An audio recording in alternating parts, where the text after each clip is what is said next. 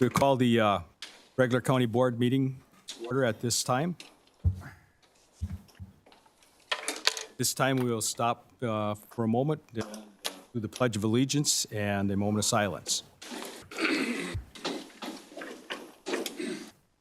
Allegiance to the flag of the United States of America and to the republic for which it stands, one nation, under God, indivisible, with liberty and justice for all.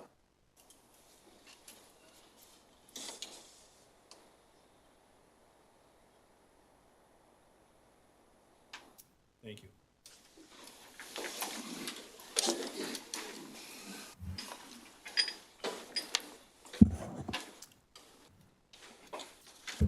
Okay, roll call. Roll call shows 19 supervisors present, 1 absent, Supervisor Hunt. And then a reminder to everyone speaking tonight, if you have a mic, please get close to your mic and make sure you speak clearly and loudly. If you are on the floor, the mics are in the ceiling. However, we need you to speak loudly so that it does pick them up. We're having some issues on especially the live stream. Also, try not to rustle or click pens or too much noise at your desk because it picks that up and overrides the voices as well. Thank you.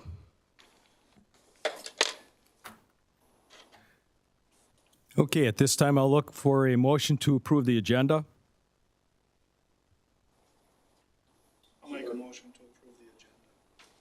McGill. Supervisor McGill. Second that. Okay. McGill, motion. Erickson, second.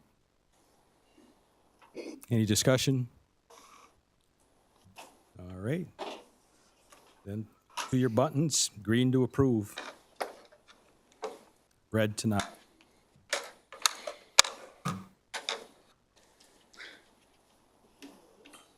Yep. 19 yes, 0 no. Okay, motion passes. Members of the public wishing to be heard, Mark Blaskowski, you can come right up here.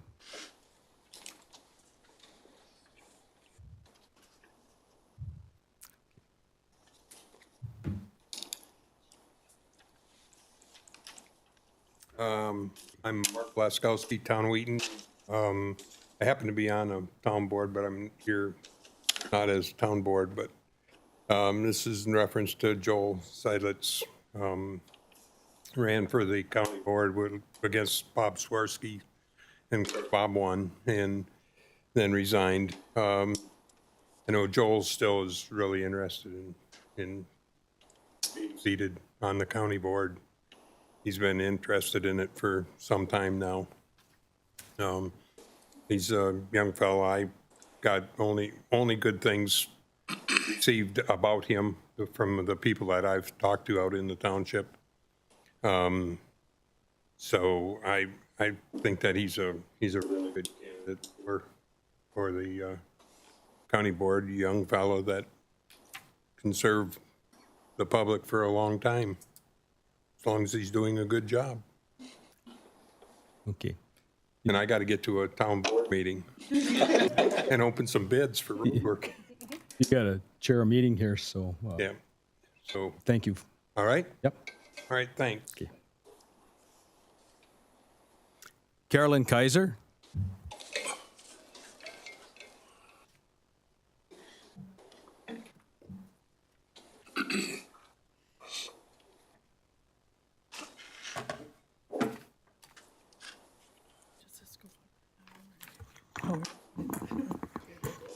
Oh, okay. Good evening. My name is Carolyn Kaiser, and I live at 2964 35th Avenue in Elk Mound. In Wisconsin, we have an open records law, and that law acknowledges the public's entitlement to the fullest extent regarding governmental affairs, and that includes public comments. Tonight, I need to focus on a document that you've all received that was dated May 23rd, 2022. It was sent to all of you, and it was in reference to the District 9 County Board vacancy. It's filled with inaccurate statements, but tonight I want to bring your attention to the verbiage in paragraph 2. Paragraph 2 states, and I quote, "The town of Wheaton at their annual meeting discussed the District 9 vacancy. It was their desire that the only other candidate for the April election be selected as their representative for District 9. Therefore, no other applications were sought." End quote. The Town of Wheaton annual elector meeting was held April 19th, 2022. The posted notice identified as agenda for the annual meeting states, "Any qualified elector present may make or second motion, participate in discussions or a matter, and of course vote.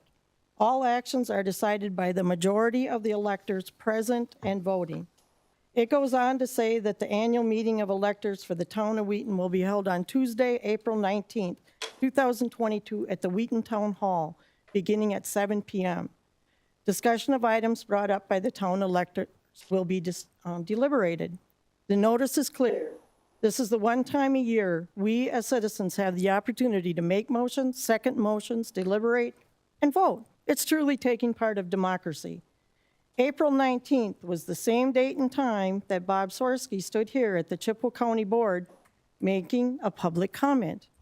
Many of the people attending the April 19th elector meeting in Wheaton had no idea that Bob resigned, much less have a discussion or make a plan of action. When I became aware of the April 23rd document and that reference, I thought, what? I was at the elector meeting and I had questions. So I called the town supervisor. The only person that didn't call me back was the town chair, but I did speak with the other four. They were all shaken to think that such a falsehood would be written in an official document to damage their credibility. I asked if they had a special meeting or a closed session or something. I just wanted to know what happened. They adamantly denied any of this. They gave me statements such as, "We do not do walking quorums. No, we didn't discuss it at the meeting. No one discussed it then, nor has anyone from the county contacted me since that date. And if anyone would have viewed the video of the meeting, they would have known it was not discussed." The beauty of technology in today's world is that you don't have to believe me or any other Wheaton resident. The April 19th meeting is on a video. There was no discussion. You can view it too on the townofwheaton.com homepage. Go to the left-hand side. The supervisors I spoke with were saddened and shocked that someone would choose to defame their character. As a matter of fact, the citizens in the crowd the April 19th are the people who volunteer and work for the township in varying capacities. We too were stunned and in total disbelief that someone would discredit us. The common thread is that this is unacceptable. Trust is fragile, and action like this erodes the truth in the community, and we work hard to build that. Tonight, the Town of Wheaton Board is holding their June monthly scheduled meeting, negating a number of supervisors to be present here to speak, but they do know that I'm coming. Credibility, moral character, and trust is sacred. As county board supervisors, you have responsibility and accountability. I ask that you look yourself in the mirror and then take actions of truth, ethics, and integrity. Thank you for your time.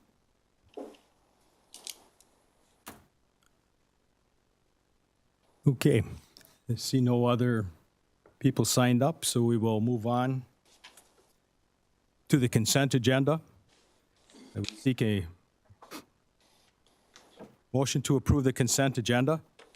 Supervisor Hull, I make a motion to approve the consent agenda, Okay, item 2 separately. okay, Jim Flater made a motion to approve. I didn't. Is there a second? And then if we can go to what you want right after that. I did not hear that motion. I'll second. Okay, Tudeberg. Sudeberg. Second. Sudeberg, second. Discussion. Okay, Chuck. I'd like to make a motion to vote on item 2, remove that and vote on it separately. I'll second that. Okay, motion been made and seconded to remove item 2.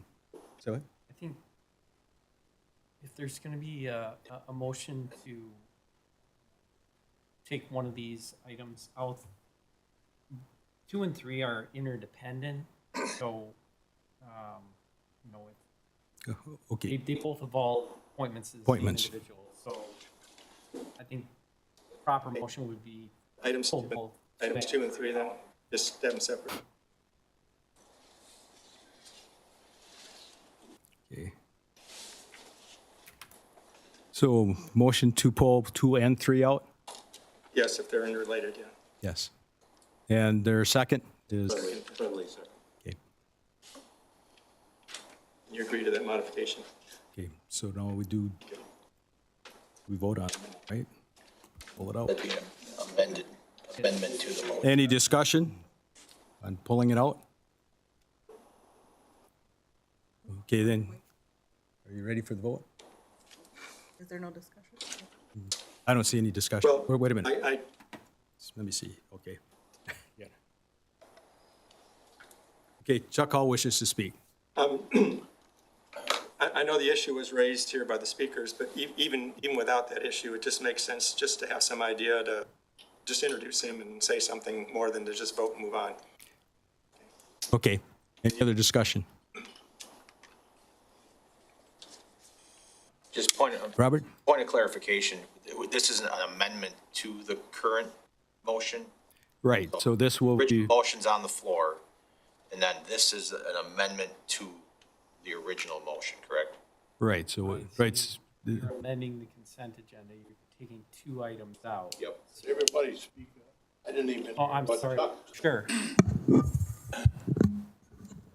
So your motion is to amend the consent agenda by pulling 2 items out.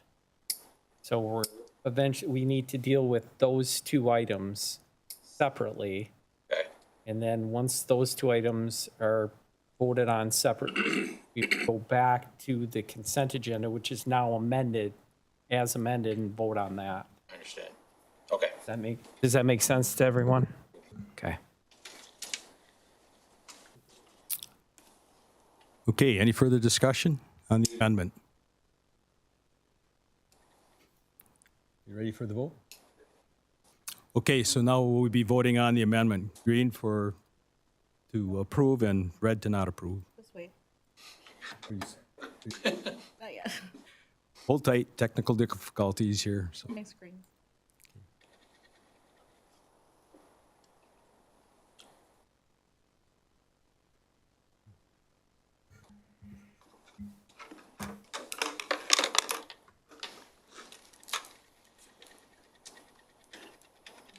Yep. 15 yes, 4 no. Okay. Amendment passes.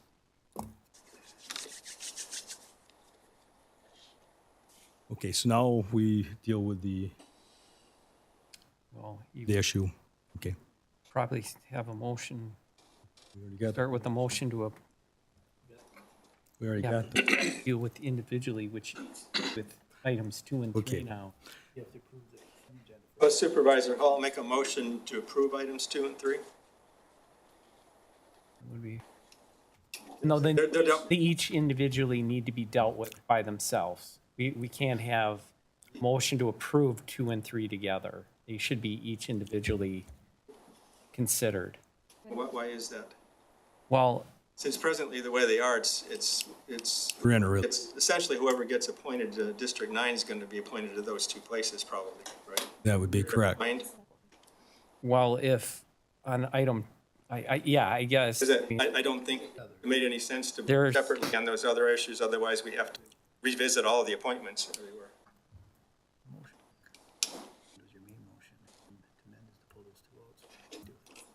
We'll go back to the consent. Yes. Yeah, my concern was just that if there was a no vote, there were enough no votes on item number 2, you would not get to item number 3, but you're right, if they are packaged. There's no, I mean, but then there's no way you would vote on them separately. Right. I think. Right? Again, this is Yeah. a kind of a novel situation we're dealing with here. We've never had multiple items come out of a consent agenda, so. But thinking about it logically, it does make sense that the more that I think about it, they could be voted on, considered as one. So that, who made the motion? I made the motion Okay, to approve items 2 and 3 pulled out. we can That was- proceed that way then. I'll second that.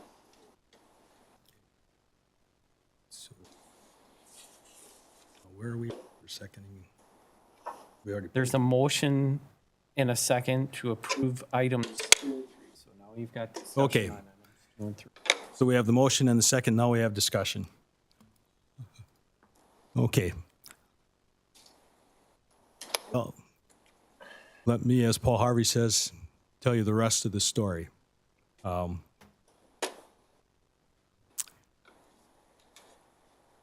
This was a quagmire, okay?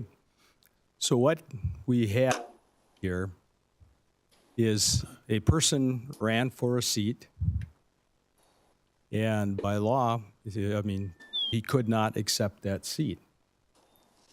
And so now the question has arisen whether or not the government, well, it used to be called Government Accountability Board, now it's called the Elections Commission, does the next person, the second person in the election, take the seat? And at this point in time, we still don't have an answer for that. And I checked with Kathy Bernier, our senator, who has been on that committee, to find out what do we do. And her response was, I never seen this before. I don't know. So now, do we use the appointment process that we normally use, or does the Elections Commission have some ruling in there that we don't know? So I checked with the district attorney in this state, who has got some actions in front of that, and I asked him, what kind of a time period are we looking at to try to get a turnaround for a response from the election committee or commission? And he says, they're still dealing with the Trump election. And I says, so what you're saying, we got to wait in line? And he says, you'd be lucky if you get something back within a year and a half. Okay. So we're sitting here, what do we do? Do we just appoint him? Or do we go through the process?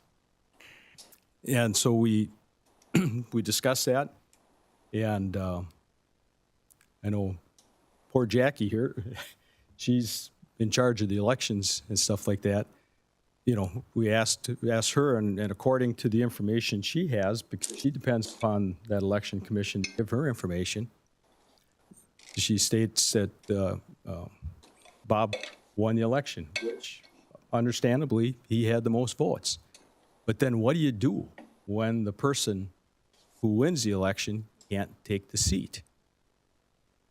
So we're still sitting here, and we'll never, I shouldn't say we'll never. We may find out, because I've already talked to the town chair of Wheaton and talked here that I'm going to submit this to the Wisconsin Election Commission and say we need an answer on this, because this really throws us in a quagmire. Because then we look at, so how do you fix it? So it's impossible for us to take and write county ordinances to try to fit every situation. So we need direction from the state on this. And good luck. Maybe when I send it in, we'll get lucky and we'll get a response right away, but it may not be a response for a year and a half. So as we're searching through this, so we go through the process, and so an application goes out to the number two guy, and so at that point in time, I'm thinking we're kicking into our county ordinance. Okay, and so I figured at that point that it had been posted, which it had not. And I'm very thankful that somebody notified, because that was my error. I should have followed up on it, but I thought we were kicking into that process. So we rectified it. Now, the letter I sent, every word on that letter is what I was told. Actually, Mark is one of the people that I spoke to on that, and he said that at their annual meeting, but he also told me it was not agended. And so I think some people are looking at that issue and saying, well, it wasn't agended, so nobody talked about it. Well, you know how it is around here in the county board. Do people talk about things? Yes, they do. So anyway, Mark had told me that it had been discussed at the annual meeting, and he felt it was the consensus of the people. And I can't sit here and tell you who all the people were that had talked about it. And so that's what I put in my letter, because that's what I was told. Okay, that's what I was told. So now I'm going through the vetting process, and so I vet, I do the interview with Mr. Seidlitz. Carolyn submits her application. We do an interview with Carolyn. And so now I'm actually in the second phase, because I interviewed Mr. Seidlitz. And I interviewed him by phone, and Carolyn was also interviewed by phone. They were both interviewed the same way, by phone. And so now I go into what I call my vetting stage. So what does this mean? Okay. I was the county board representative for the town of Wheaton for 6 years. I know the people in the town of Wheaton, and I spoke to the people in the town of Wheaton. And I said, what is your feeling? Because I need to make an appointment. And some of the people were really upset because Bob could not take that seat. And that's understandably, because they voted, they had an election, and he had the votes. And I says, well, so I'm in the process of making an appointment. I can choose anyone, but I want to feedback from you, the folks. And the feedback I got was that they wanted Joel Seidlitz to be their representative. Okay. So that's why he was brought forward as a candidate. Okay. So actually, after we went through Carolyn's application and stuff, I went back and I talked to these people again, and I said, is this who you want? And they said, yes, this is who they wanted. So I know there were people who were confused and thought that this was an agenda item. It was not an agenda item. So I don't know, as I sit here, who all spoke about it, but I took the person for the word. He's the town chair. He's been the town chair for a long time. And I have no reason in my years of working with Mark, he has always been upfront and honest with me. And I believe there was a conversation, but I don't know who was all involved in it. So my background. I am a trained investigator for applicants for individuals' background checks. Over the years, I've worked probably 20-some years with the people of town of Wheaton, 6 years as their representative. I have a large network, and I talk to these folks, and I ask them, and I have for many years. I'll ask them, what do you think on this issue? And it came back that they wanted Mr. Seidlitz as their representative. So that is why I chose Mr. Seidlitz, because the people wanted.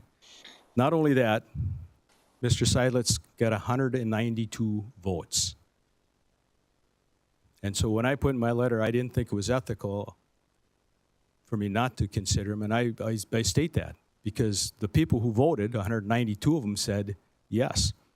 The people that I talked to in the community, out of the people I talked to, there were only 3 people that said that they wanted Carolyn. Okay. The remainder of them all said they thought Joel Seidlitz. And I think a lot of that had to do with the fact that he was second place in that election.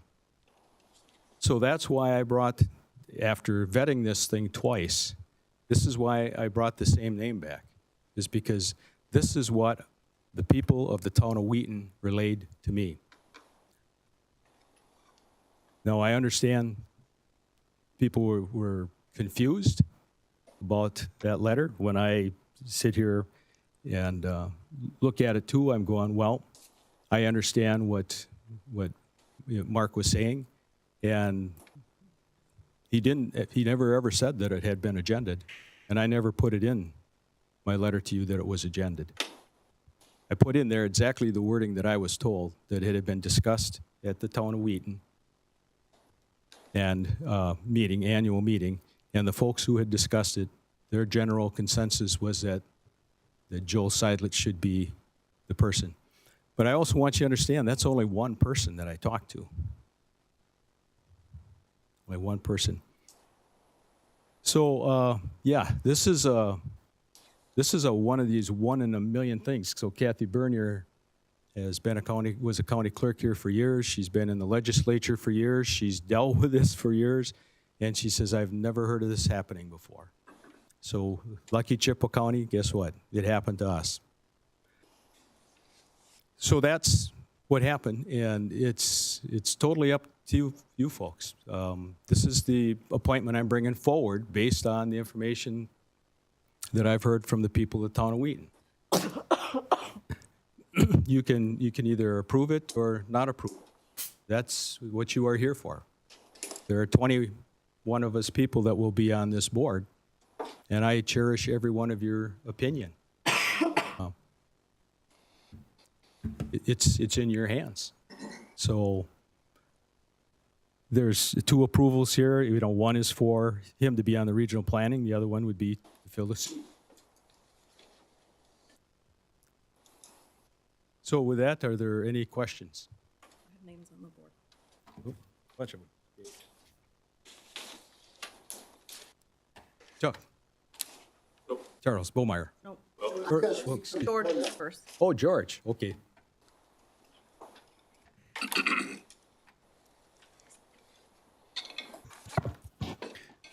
Chairman Gullickson, in my view, your comments are disingenuous at the very least.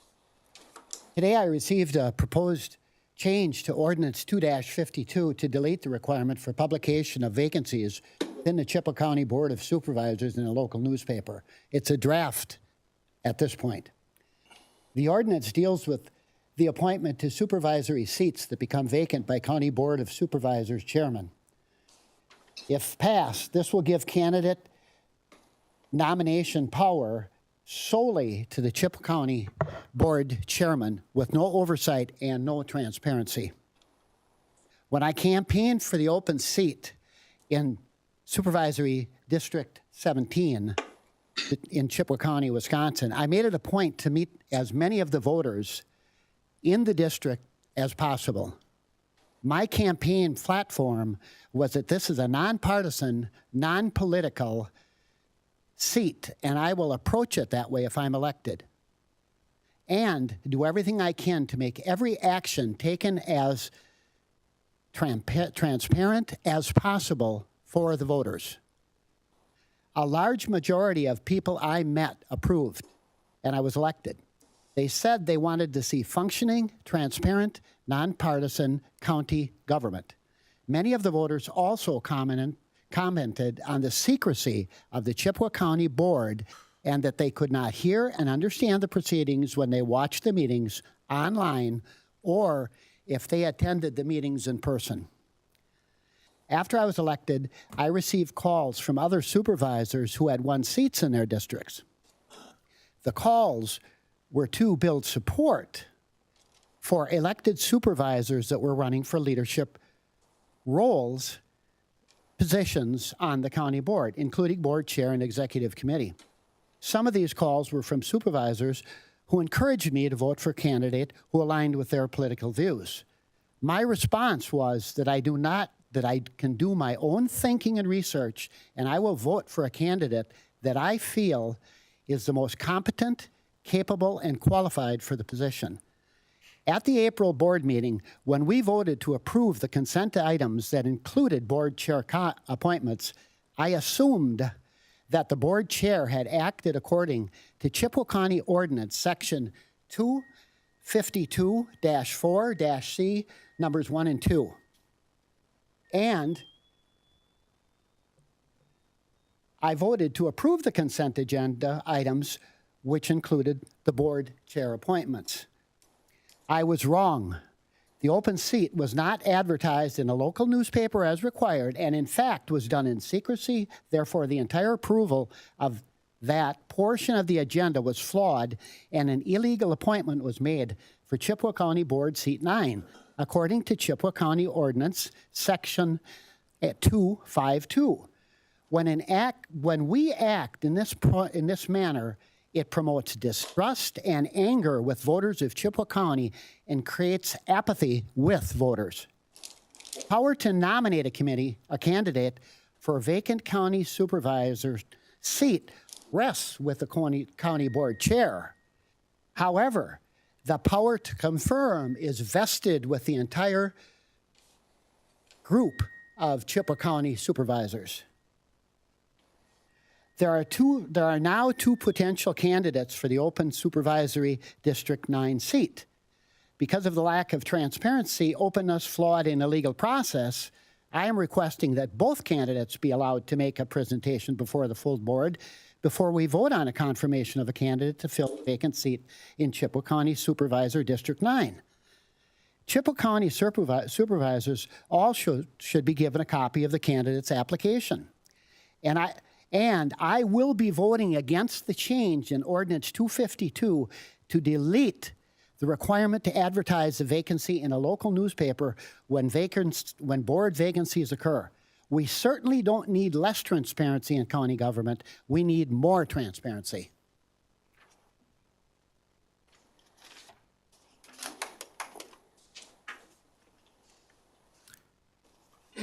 Let's see here. We got Chuck Hull. Chuck Hull? Yeah. I believe I'm in a very unique position here to comment on this process. 16 years ago, the same thing happened in the city of Chippewa Falls. The very same thing. After the election, there was a conflict of interest, supposedly, and everything else, so the candidate never took the office. So they went for an appointment. Now the city council will interview them and then pick one. And that's how I started 16 years ago being on the council. The unique position besides that, there the council had the power to do the interviewing. Here, the chair has the power by ordinance to interview and select someone. We approve or disapprove his choice. So the unique part of this was probably about 8 years ago. The same thing happened here, except it was midterm, I think, and an opening came up, and I ended up going through that process, so I got appointed to the board here. So I've been through this personally twice.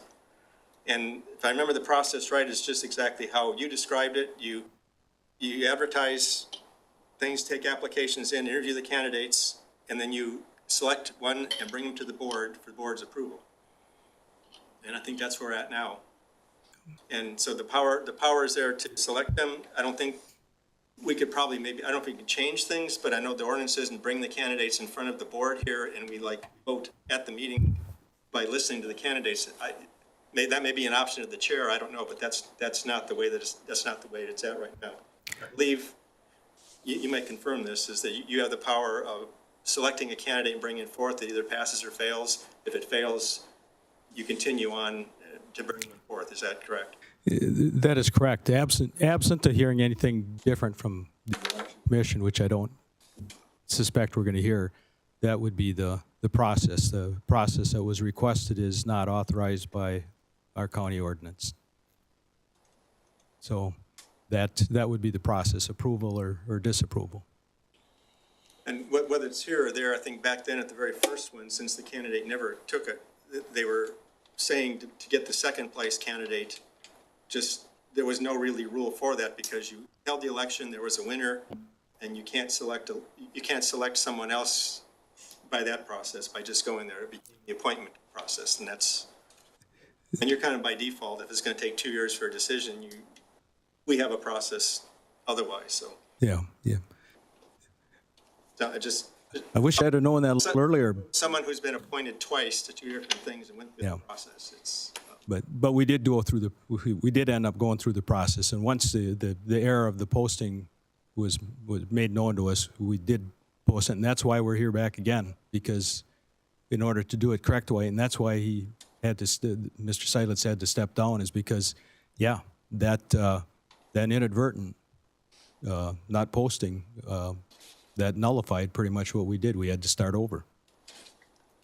And can I just continue one more? I don't know the ordinance you're looking at about not advertising the newspaper. We've done something similar with the city council, because You always had said to advertise, you advertise in the newspaper, and we've agreed, most of us now, the newspaper does not really reach that many people. So Okay, it cool. wasn't for less transparency, is that advertising in the newspaper is not sufficient in our minds, because it doesn't reach as many people as it used to. That's, I don't know if that's the purpose of the ordinance you're looking at, but we in the city has done a similar thing of who's our official publication place now. It's always been the newspaper. And newspapers pretty much they don't reach a lot of people anymore. It's old school, yeah. Okay. I don't want to speak up. Excuse me, you're out of turn. You cannot speak. So I'll just leave it there. Yep. You can speak again if you push your button. Glenn Sikorsky, you're, No, Supervisor Bomar. oh, excuse me, Charles Bomar, you're next. Thank you, Chairman. I agree that this is a quagmire from the very beginning. I agree that, as my previous supervisors have spoken, there is a concern about transparency.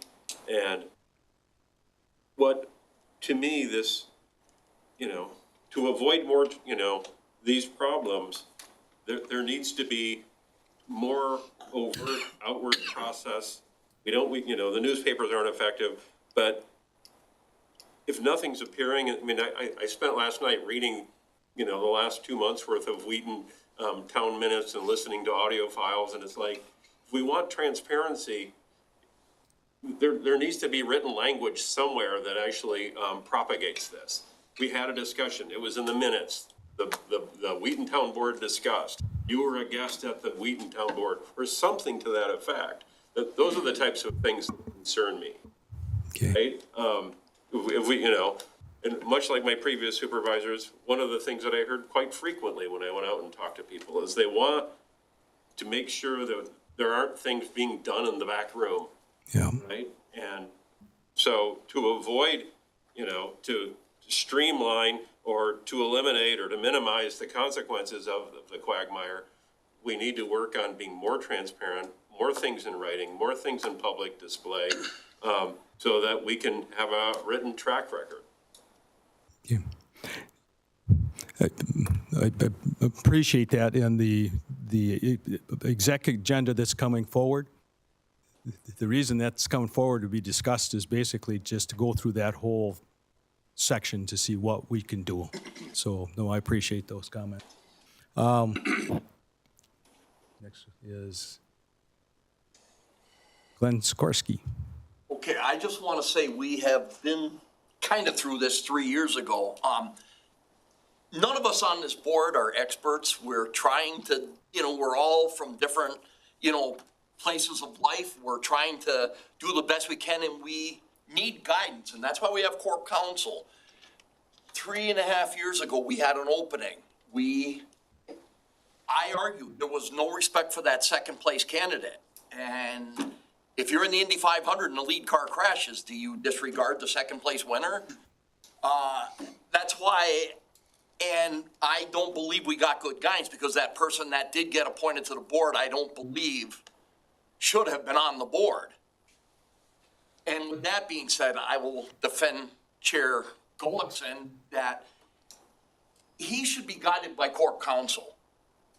None of us, again, are experts, and it is not, he doesn't have a personal vendetta, and any of us can make that mistake, and we expect Corp Counsel to guide us and say, wait a minute, stop, you have to, advertise this position. So nothing was done secretly, maliciously. We're all trying to do to the best of our ability, and that's all I want to say. Okay. Now you can speak, George. I apologize. Chuck, the other point. Excuse me. You got to. Yep. Okay, Okay. sorry, my bad. I did some research with the paper. Tracy did it right with the advertisement. Yes. Saturday is the biggest distribution because it's online and it's printed paper. So you're getting the most bang that you're going to get anywhere with that Saturday paper. So what you did was correct. I think that I have coffee with many different people, and a lot of us are older. And the paper still is a huge thing for a lot of them. So how Tracy did it was catching both of those, the online, which you're catching, of course, the younger ones, but the printed material, a lot of people still rely on that. So. Okay. Jason? Thank you, Mr. Chair. I guess I just have a quick comment on it. The point, I had mentioned it in the first meeting, and obviously there was confusion, and thank you for going back and completing the steps in the ordinance. But my consternation really comes in with this is like, it's always the changing information. At the first meeting, process was followed. Obviously, it wasn't. We corrected. Thank you. Then the letter came out, and it was references to the town of Wheaton. Okay, fair enough. Don't know exactly. We're hearing, conflicting stories. Is what it is. It's neither here nor there. And then tonight's the first time I've heard a reference of the Wisconsin Elections Commission, and there can be some sort of legality. Those are the types of things where if we have all the information up front, we can wrap our head around it, make an informed decision. It's really hard to, it feels like the target keeps moving. More information, where if we just had it up front, we could, take that, digest it, and come here prepared. Like that kind of really took me into left field when you started talking about the Elections Commission all of a sudden. So that would just, the more information we have, the better for future reference. I would definitely appreciate that. Okay. Who do we have? Buck Steele, Harold? Yeah, I read the Chippewa paper every day. And I read the Leader Telegram every day. And I read the legals. And I do it online. And you download the whole paper, and it's just like you're looking at the whole paper. So it's exactly like the printed paper. So, should we get more information out there? I remember, we had a big to-do here a couple of years ago about this mask situation. We were having a Department of Human Services meeting at the normal time, and I had 4 calls accusing the county board of scheduling a urgent meeting at a time that no one could be there. And I said to him, if you read our agendas, that meeting has been on the same day, the same time, the same day of the month for 8 years. How can you accuse us of having a meeting that is a special meeting to get under the radar? And a lot of it is misinformation. A lot of it is hearsay. And a lot of it is just politically motivated. So everybody ought to just kind of step back, take a look at this, and see how they want to approach this. I was under the assumption that our county board chair appoints it and the county board approves it. That's it. Let's do it. I mean, if you don't want to approve them, don't. But that's a process. Thank you. Dean Mueller.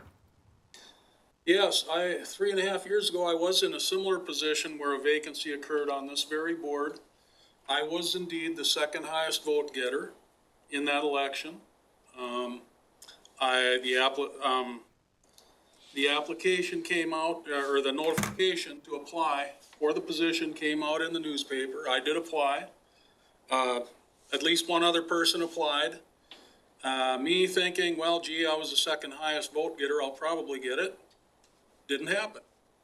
I thanked the chair. I realized there was a process. We went through it. I went through it. I did not get the seat. I thanked the chair for the process and tried again later.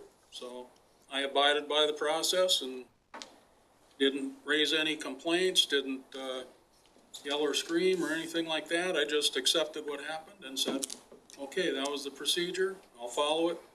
I'm good with that. Thank you, Mr. Chair. Thank you. Mr. Schmidt. We're in a mess I don't want to be in. Plain English. There's a couple things going on here. The unfortunate part is it's neither Caroline's or Joel's fault that we're in this mess, but they're caught in the middle of it. And from what I see of either person, they both make good supervisors. There's not a problem there. Carolyn ran for the position a number of years ago. Joel ran this time. I understand the chair's logic was he was in the election this time. It's logical. The process wasn't followed in the beginning like it should have been. That's on neither of those. The ordinance does say it's the chair's prerogative to bring an appointment forward. And it's something that distresses me a lot about Washington, especially Madison right now, is elections have consequences. We have a governor, whether you agree with him or not, it's his prerogative to appoint positions to his cabinet and to other positions in county government, the DNR board. Those people should be seated. They're not. That's not right. I guess barring any problem with the candidate that the chair appoints, whether I agree with him or not, I will vote to approve that candidate for the simple reason is, according to our ordinance and process, it's his prerogative. Mr. Gullickson or the chair and I disagree on a frequent basis, probably at least half the time or more. My wife might agree with that. But in this case, like I say, I'm in a position I don't want to be in. I don't like this position at all. I actually know Carolyn better than I do Joel. But at the end of the day, as I state, the way the ordinance reads, it's our duty to approve the appointment, in my mind, if there's no ethical or legal problems with the candidate. I see none. Nothing's been brought to my attention that he's not a worthy candidate. So that's probably the way I'm going to vote. Like I say, I don't like this at all. I wish I'd have had 40 acres of hay down tonight and was baling hay instead. I would help you with that, hey.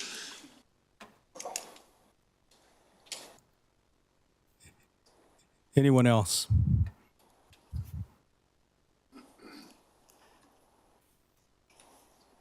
Okay. No further discussion, then we will vote on both items 2 and 3 as no, we can't do it as one, can we? Yep. We can. The motion on the floor is to vote for, Well, for to both. approve number 2 and number 3. Okay. So the motion on the floor is to approve number 2 and number 3. Last call, any further discussion? Hearing none. Press your green button to approve, your red one to disapprove.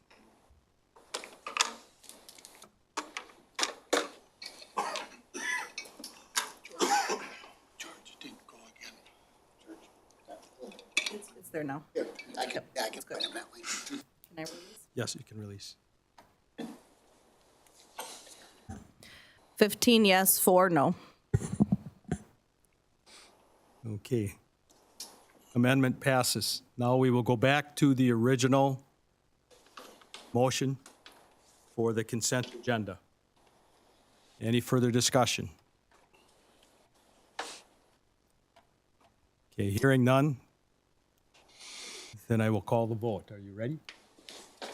Again, to approve, green, disapprove, red.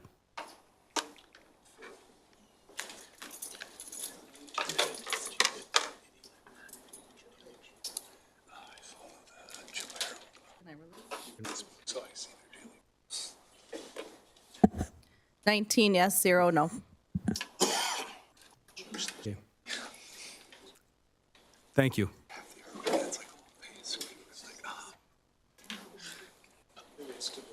County Administrator, Town.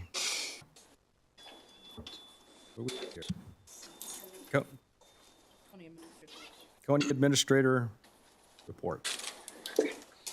7. Are we good? Yep. Okay. All right. So this, for the new members, is our CIP. You'll hear it called a couple different things. You hear it called KIP. You hear it called CIP, but it's really a capital improvement plan. You really want to pay attention to the 2023 plan. That's what's going to be in the resolutions. So the resolutions that'll be in front of you today represent the plan for 2023. And those are the ones that, if the resolutions change, the plan changes. So the plan doesn't drive the resolutions drive the plan. So if you make any changes, you decide not to do something with those, with the resolutions today, we'll update this plan and then we'll have this. Why is a capital improvement plan important? There's a few reasons. One, bonding, that you're going to hear a lot about. They like to see that the county is planning going forward. It gives us an opportunity when we do our budgeting, one, to have communication with our departments, see what upcoming needs are in their departments. It allows Lori, our finance director, to put together a plan in order to fund the 5-year plan. But anything under 2023, 2024, and beyond can get moved, and they do frequently. So the 2024 plan may look completely different when we come back around. And there's a lot of reasons for that. Things happen. We have issues with different equipment or the building, or there's just different thoughts on what to do. The committees change over, so there's a lot of reasons things change. So all the questions will be answered when we do our resolutions. But do you have any questions just on the plan, like the process, the reason for it, anything like that? All right, we'll get moving right along. Okay. I got to go to my other sheet here.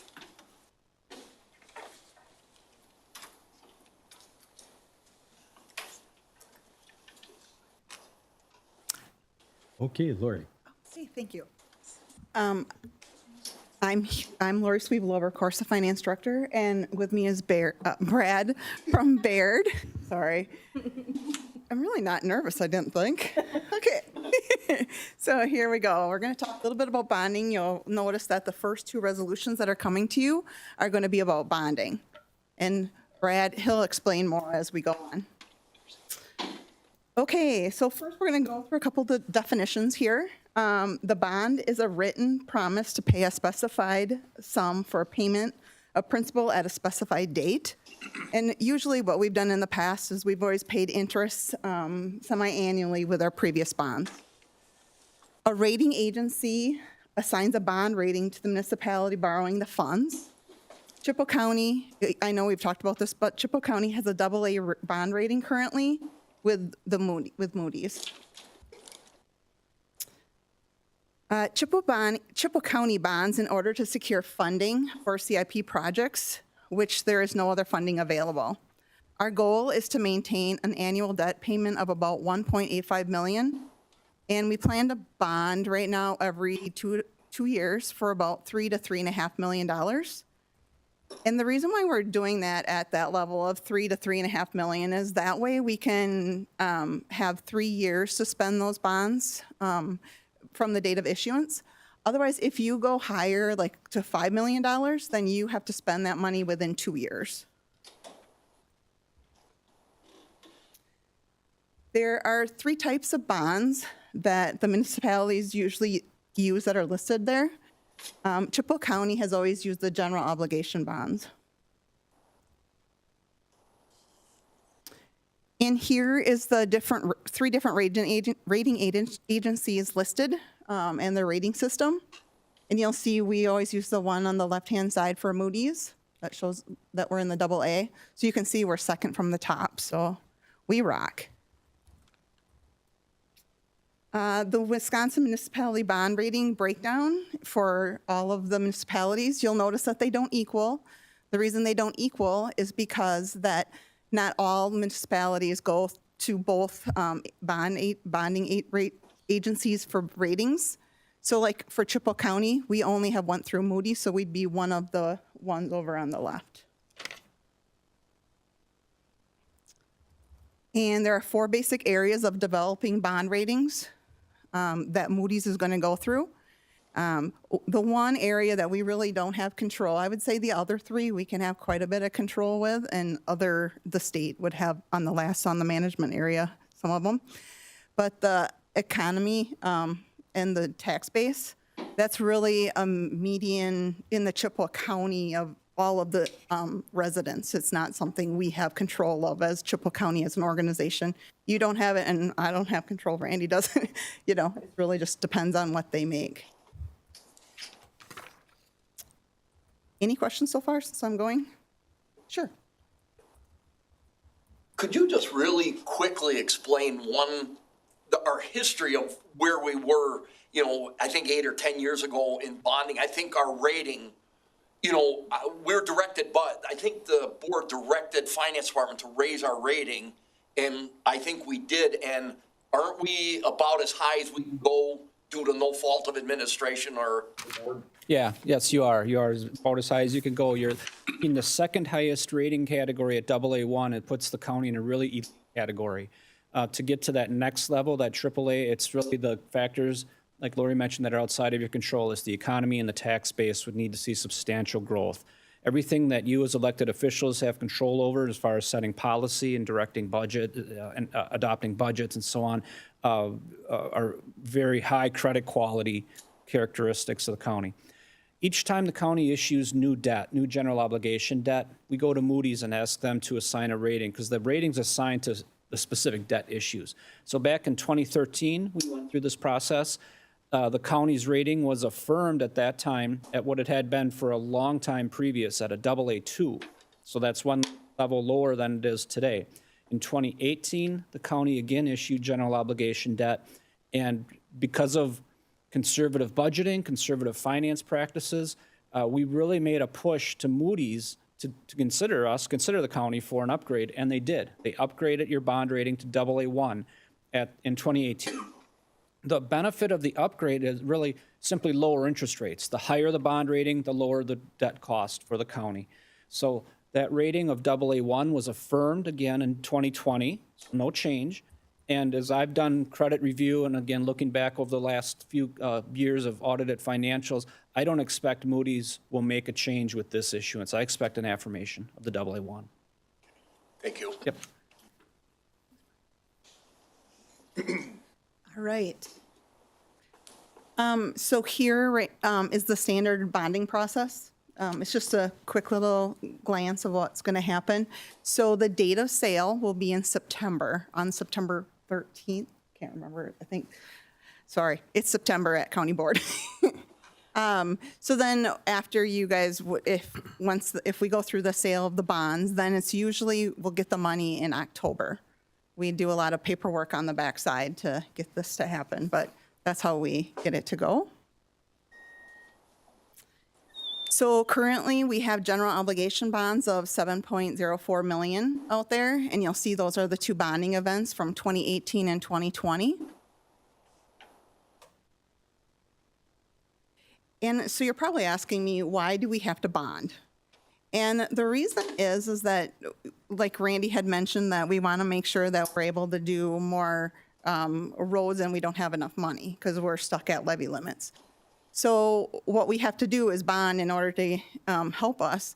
And so we're bonding for highway construction this year because of the average PACER rating for Chippewa County roads was at a 5.68, which is considered a fair rating. And the highway commissioner had mentioned in his January, it was a January County Board meeting, and they were talking about highway sustainability funding.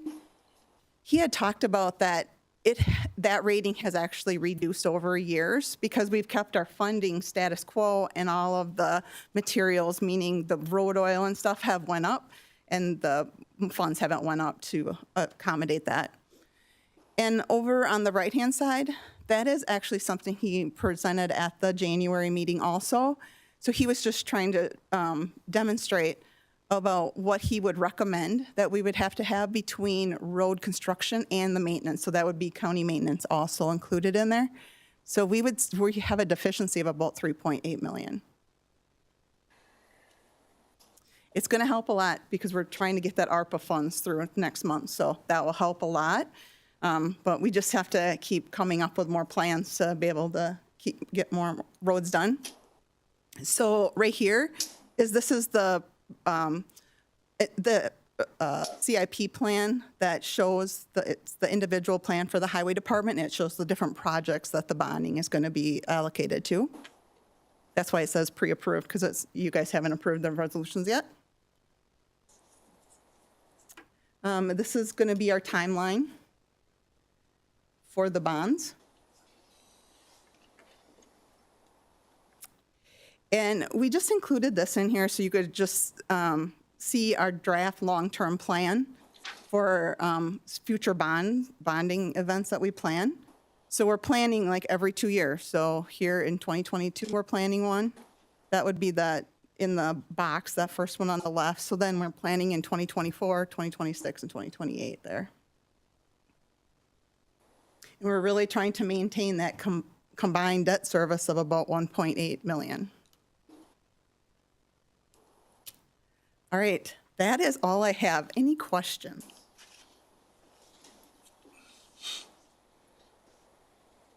All right.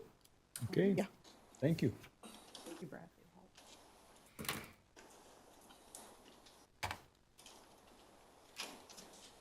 Okay, now we're to this.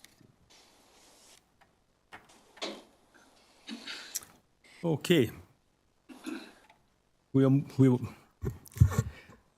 These mics are very sensitive, so I'll try to keep close because I know it's hard to hear me. Yeah, or I should say they're not sensitive enough. General reports. Formal recognition of law enforcement efforts, and I want to introduce Robert Tudeberg. For those who don't know you, he's the chair of the Legal and Law. And I'll just read a statement that we've jointly put together.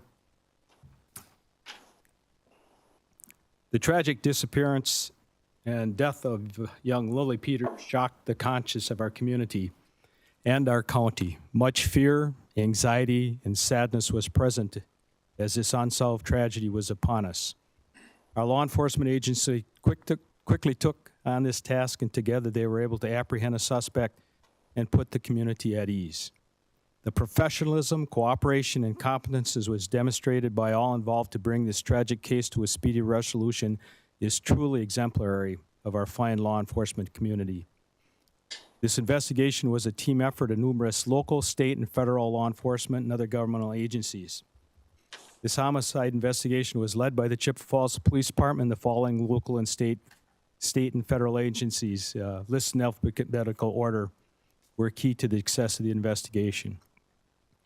Altoona Police Department, Chippewa County Coroner, Chippewa County Sheriff's Department, Chippewa Falls Police Department, Clark County Sheriff's Department, Cornell Police Department, Wisconsin Department of Justice Division of Criminal Investigation, Dunn County Sheriff's Department, Eau Claire Police Department, Eau Claire County Sheriff's Department, Federal Bureau of Investigation, Ladysmith Police Department, Lake Alley Police Department, Menominee Police Department, Rusk County Sheriff's Department, Chippewa County Victim Witness, Eau Claire County Victim Witness, Wisconsin Department of Natural Resources, Wisconsin State Patrol.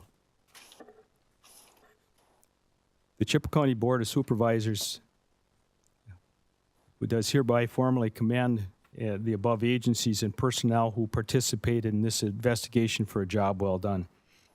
The Chippewa County Board of Supervisors also like to recognize all county employees, addresses, and manage a variety of challenging, oftentimes emotional situations which can be very stressful. We thank you for your hard work and your continued dedication to serving Chippewa County. Bob, do you want to add anything on what we stated here? Or? Yeah, having been involved in law enforcement for 2 decades now, and particularly dealt with these high notoriety investigations, the speed at which this came together was well done from all involved. You see the list of agencies there, and to coordinate those numbers of persons and tasks and duties with the continuous flow and change of information in these large-scale investigations is not something that should be taken lightly. And so compound that nowadays with the media attention, the social media notoriety, and the massive influx of information, these can be a very tedious and cumbersome undertaking. And maybe luckily enough, our agencies, our local agencies here in Chippewa County don't deal with these on a regular basis. When I say these, I mean these tragic situations, which is a good thing. That doesn't exclude them from being experts when they sadly do happen. And so because we were able to, when I say we, I'm talking about the community and law enforcement, we're able to reach a resolution quickly, which obviously will make its way through the judicial system at some point. It was able to answer some questions that the public had, and I think that this statement here sums up the respect and the thanks that this board has for the persons involved, not only on the law enforcement side, but of all those employees that assisted and helped in this. Having myself been involved in multiple agency complex investigations like this, this is so, how shall I say it, professional. The way this came together is literally lightning speed. While I know some may think it took a long time, there's cases out there that have been out there for 10, 15 years like this that haven't been solved. We owe a lot to all of these people for the fine job they did, and we can be very proud of the work that they've done for us. Okay.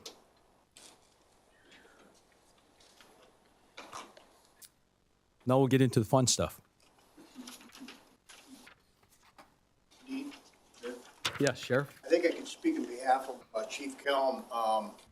Again, the agencies listed above by compliments of you and Chair. Years ago, and I'm talking many years ago, turf battles were very common in law enforcement. And again, unless there was a drastic need for another agency to become involved, joint efforts wasn't as common as they are today.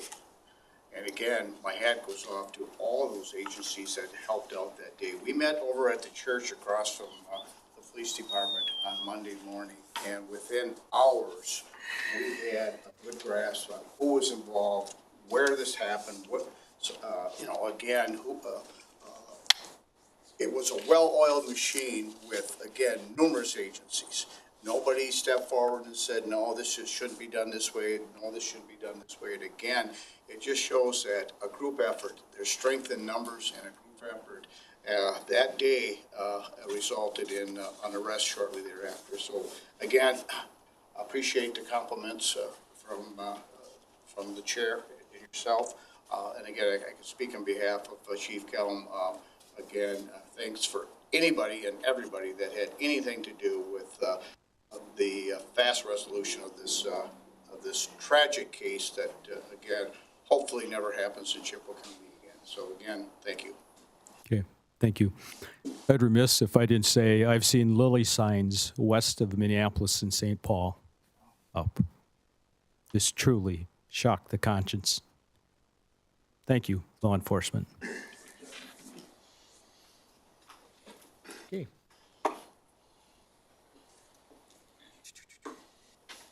Business items.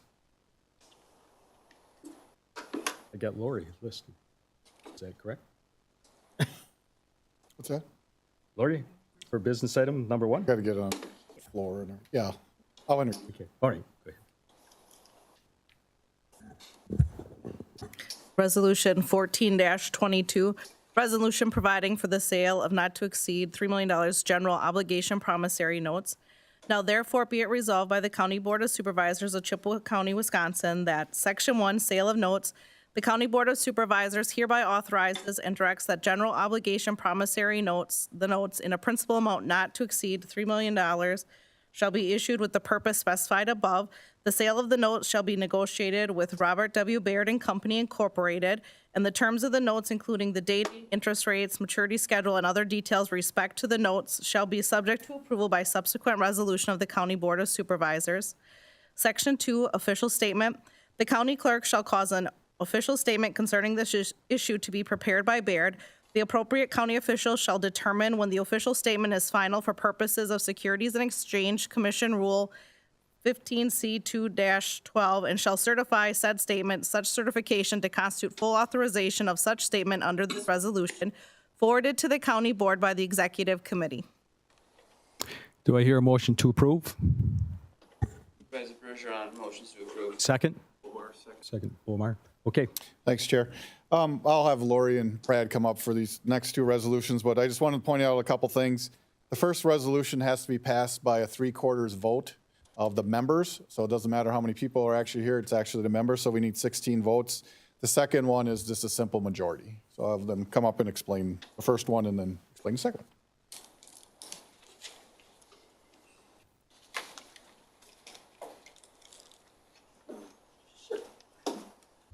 All right, so this is the first resolution that we will need to approve through, and then there's the second one. This resolution here is to approve the sale of them, and the other one is going to approve to tell the staff to go ahead and start working on the, starting the bond process.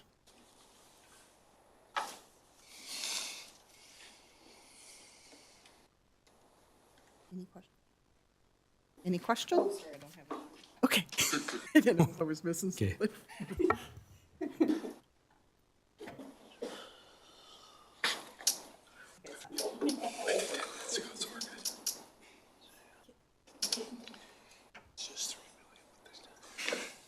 The first one. Is that the one that says? Oh, sorry. Oh, okay. Yes, that's correct. So the first one needs a simple majority, the second one needs the 3/4 vote. Right? That's what the resolution says. I just want to make sure that. Should I just explain what the difference? Yep. Because this is it's kind of a technical matter, but this first resolution is directing county staff to work with Baird to bring the notes to market, prepare an official statement, which is an offering document, a disclosure document, and then to have Baird underwrite the notes. So this first resolution just requires only a simple majority of the board. The second resolution authorizes the issuance of the notes. So that resolution will require a 3/4 vote of members elect. So that means 16 affirmative votes in order to pass. If the 3/4 vote is not received, then the county will not be able to issue the notes. These are just the initial resolutions. The award resolution will finalize the rates and the terms, and that will be on your September board meeting agenda. That award resolution on the September agenda requires only a simple majority vote, assuming a 3/4 vote is received tonight on the second resolution.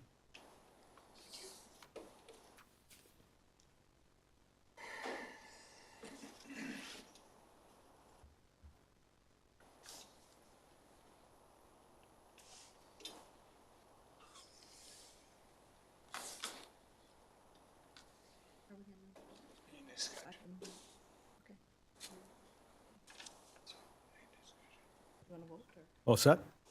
Okay. All righty. We will vote on the resolution. Green button to approve, red disapprove. And clerk is ready for the vote.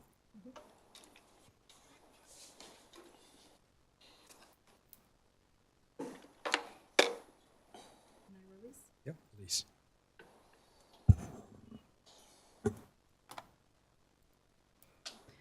$19 yes, 0 no. Okay, thank you.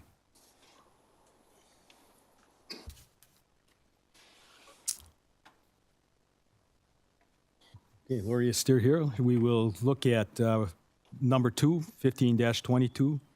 And you want to read the resolution? Oh, yes. 15-22, initial resolution authorizing not to exceed $3 million of general obligation promissory notes for highway improvement projects. Now therefore be it resolved that the Chippewa County Board of Supervisors does hereby authorize the county to borrow an amount not to exceed $3 million by issuing its general obligation promissory notes for the public purpose of paying the cost of the construction improvement of highways. Be it further resolved that there be and there hereby is levied on all taxable property in the county a direct annual tax in such years and in such amounts as are sufficient to pay when due the principal and interest on such notes, forwarded to the county board by the executive committee. Do I hear a motion to approve? I'll make a motion to approve. Say Supervisor McGill, is there a second? Erickson will second. Supervisor Erickson for the second. Okay, Lori. Okay, again, this one is the one that's going to require the large majority, the three-quarter majority to pass. And this is the one that's going to say that we're going to go and do the sale of the bonds so that when we come in September, that's when you're going to approve the final sale of the bonds, okay? And the sale of the bonds will actually happen, I think it is September 13th. And then what will happen is that will happen by noon, 2 o'clock, we'll have an idea of where our interest payments are. And so that's what will be coming to the board here in September.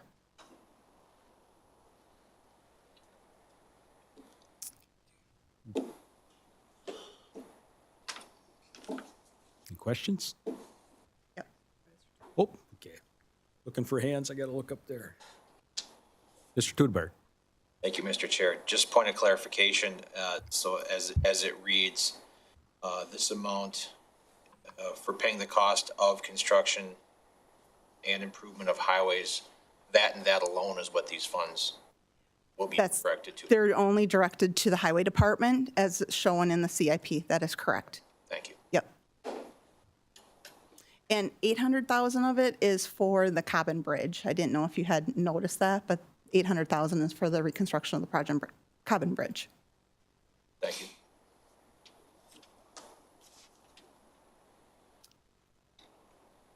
Anyone else? You ready? Okay, to approve, press your green button. Disapprove, red.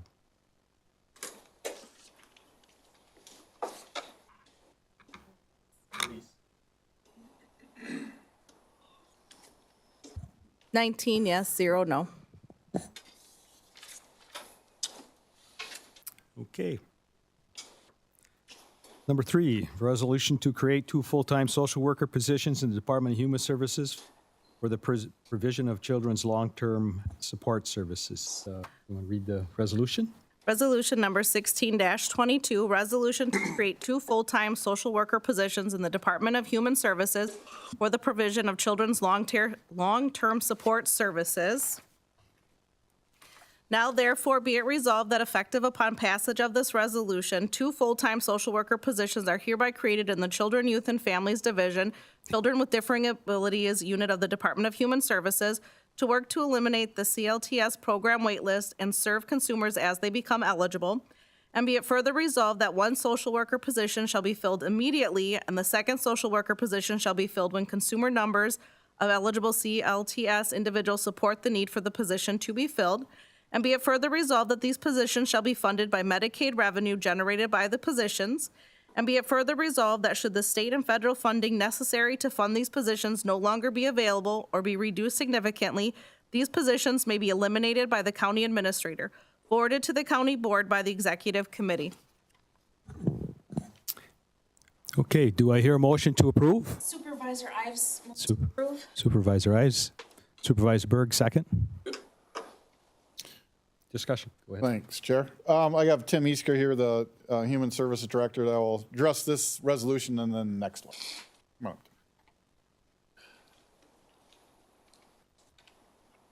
Good evening, everybody. For those who don't know, my name is Tim Easker. I'm Director of Human Services, still Director of Human Services. And this is Kyra Seacroft. She's actually the manager of that division, and she manages youth justice. So she's got a little PowerPoint so she can explain exactly what this position is about.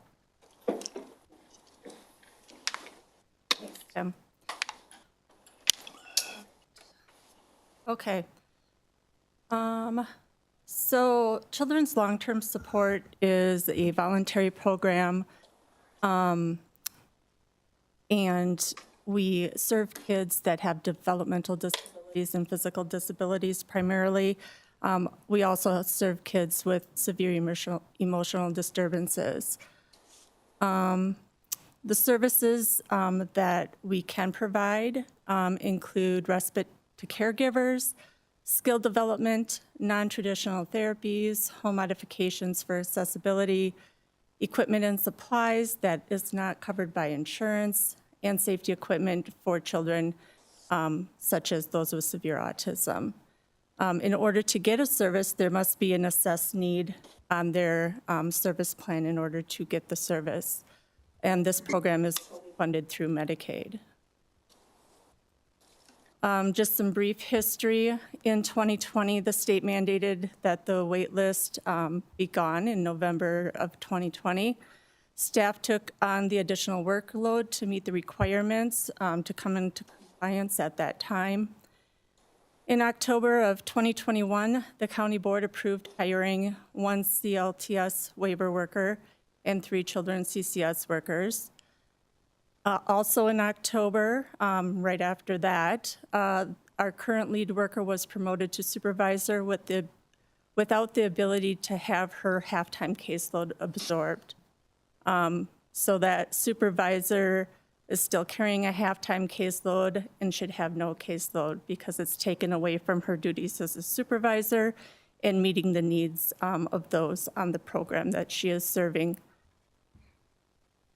Just to be clear, CCS stands for Comprehensive Community Services, and that's the program that serves children with mental illness. It's a separate program. Okay. And the referral information is just kind of a history of our referrals that we've had over the past several months. Kind of averages out to be about 4.5 referrals per month on average. This shows how our wait list has grown for CLTS waiver. And when I did this PowerPoint in May, we were at 34. We're currently at 41 in the middle of June, so it continues to grow exponentially. So we currently have 3 full-time CLTS workers. With moving the supervisor's caseload to that 3rd worker, they're all at capacity as far as the consumers that they can serve. In the green and yellow column shows our wait list, and the number 10 above is the number of kids waiting to be screened in our single point of entry. And 96% of those kiddos do qualify and come up to the wait list. And like I said before, we're at 41 already. As the resolution indicated, we are asking for 2 CLTS staff at this time, 1 to hire now because we have more than enough currently on our caseload to fill 1 caseload, or the wait list to serve 1 caseload, and then hold the other one in abeyance until we need it. That's it. And I just wanted to add too, like Kyra said, these are primarily children with a physical disability and a developmental disability. And that's determined through the functional screen. They have to have an institutional level of care. This is also called the waiver program, and it's called the waiver program because back in the 70s, towards the early 80s, you used to have to, all these kids were in institutions. And what they're trying to do now, what they've been doing, is they find that kids placed with their families do much better. These are also kids that are going to contribute to society someday, have the potential.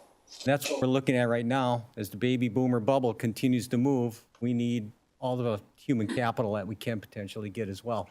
But it's also best for the family, it's best for the child.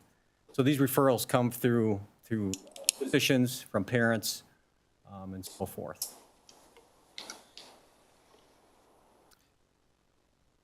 Supervisor Mueller? Oh, should I? Yeah, Sorry. go ahead, push your button. I'll wait. Here. Yes, I just had a question on that one chart you had regarding increasing caseload. It went from 34, and I think you indicated it increased to 41. Now, that's an increase of 7, not 41 for the next month, correct? That's correct. So our I want total, to make sure I was reading the statistics right. right, our total wait list went, in May it was 34, and as of today, it's 41. That's total. No. Total. Okay, thank you. Okay. Any other discussion?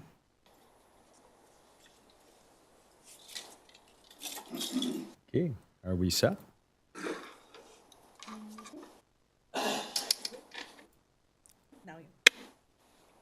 Okay, we are ready to vote on number 3, 16-22, green to approve, red to disapprove. All right, okay. 18 yes, 1 no.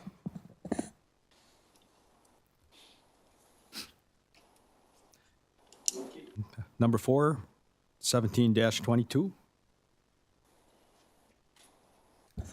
Resolution number 17-22, resolution to create a full-time mental health crisis worker in the Recovery and Wellness Consortium of the Department of Human Services. Now therefore be it resolved that effective upon passage of this resolution, 1 full-time social worker position is hereby created in the Recovery and Wellness Consortium Division of the Department of Human Services. And be it further resolved that this position shall be funded by existing local and state revenue as well as Medicaid revenue generated by this position. And be it further resolved that commencing in 2022, the Department of Human Services shall utilize existing local and state revenue as well as Medicaid revenue generated to permanently fund this position.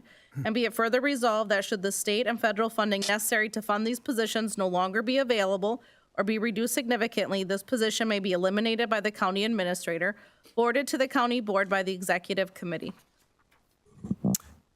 Do I hear a motion to approve? Later makes a motion to approve. Later makes motion approve. Omar will second. Omar will second.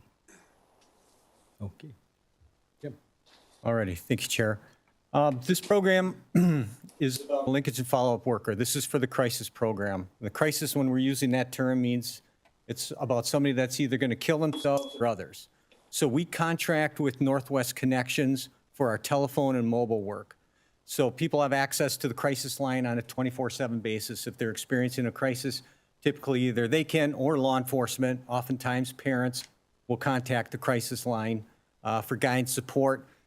I'd say 95+% of the time individuals remain in the community. A safety plan can be established. At times, particularly with children, we'll have to send the mobile worker out who'll want eyes on, hands, kind of really assess the situation a little better. So after these calls, which can be anywhere from, we usually get 0 3 times a year, 4 times a year, to 20-some per night that'll come in. So these reports are on the portal, and they go to the linkage and follow-up worker. For those people that are on a program like CCS, Comprehensive Community Services, or Children's Long-Term Support, or one of our other adult programs, those workers take it over. The remainder, which is probably 50%, are handled by the linkage and follow-up worker. And the purpose of that worker is to follow up with that individual and see how they're doing, link them up with services, because what we find is probably in roughly 80% of the cases, people have a provider already. So we're going to connect with that person's provider, let them know what happened. If they're not connected with a provider, we're going to try and hasten that process to get them involved with services. If it was an emergency detention, which occurs in not as many places, in as many instances, but that's an emergency detention means that we have to have a hearing within 72 hours to determine if we're going to do a mental health commitment on that individual. So, and if a mental health commitment is proceeding, this individual will work with Corp Counsel to complete paperwork and work through that process with them.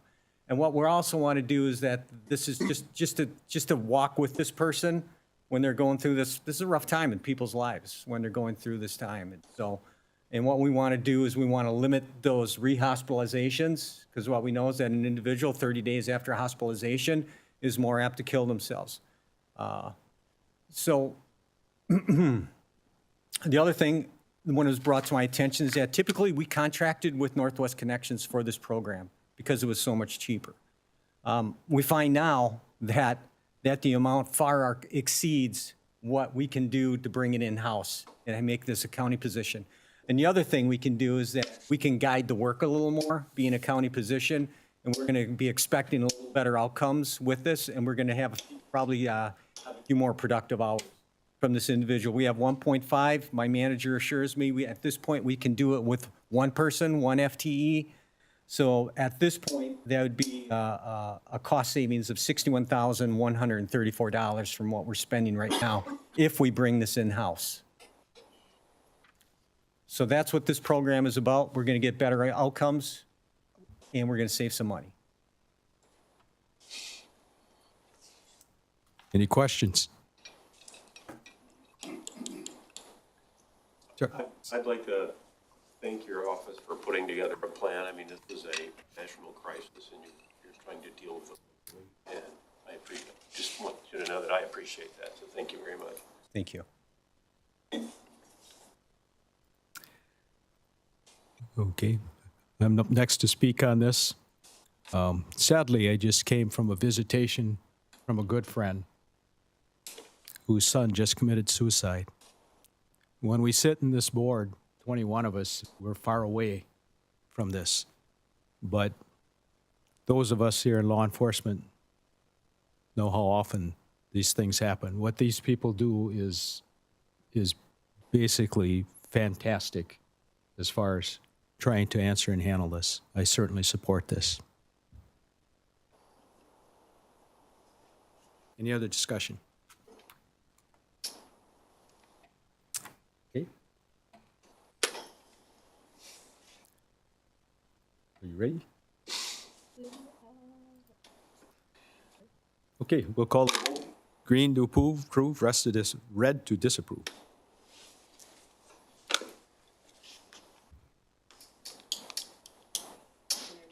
Yep, please. 19, yes. Okay. Passes. Thanks much, everybody. We appreciate the support.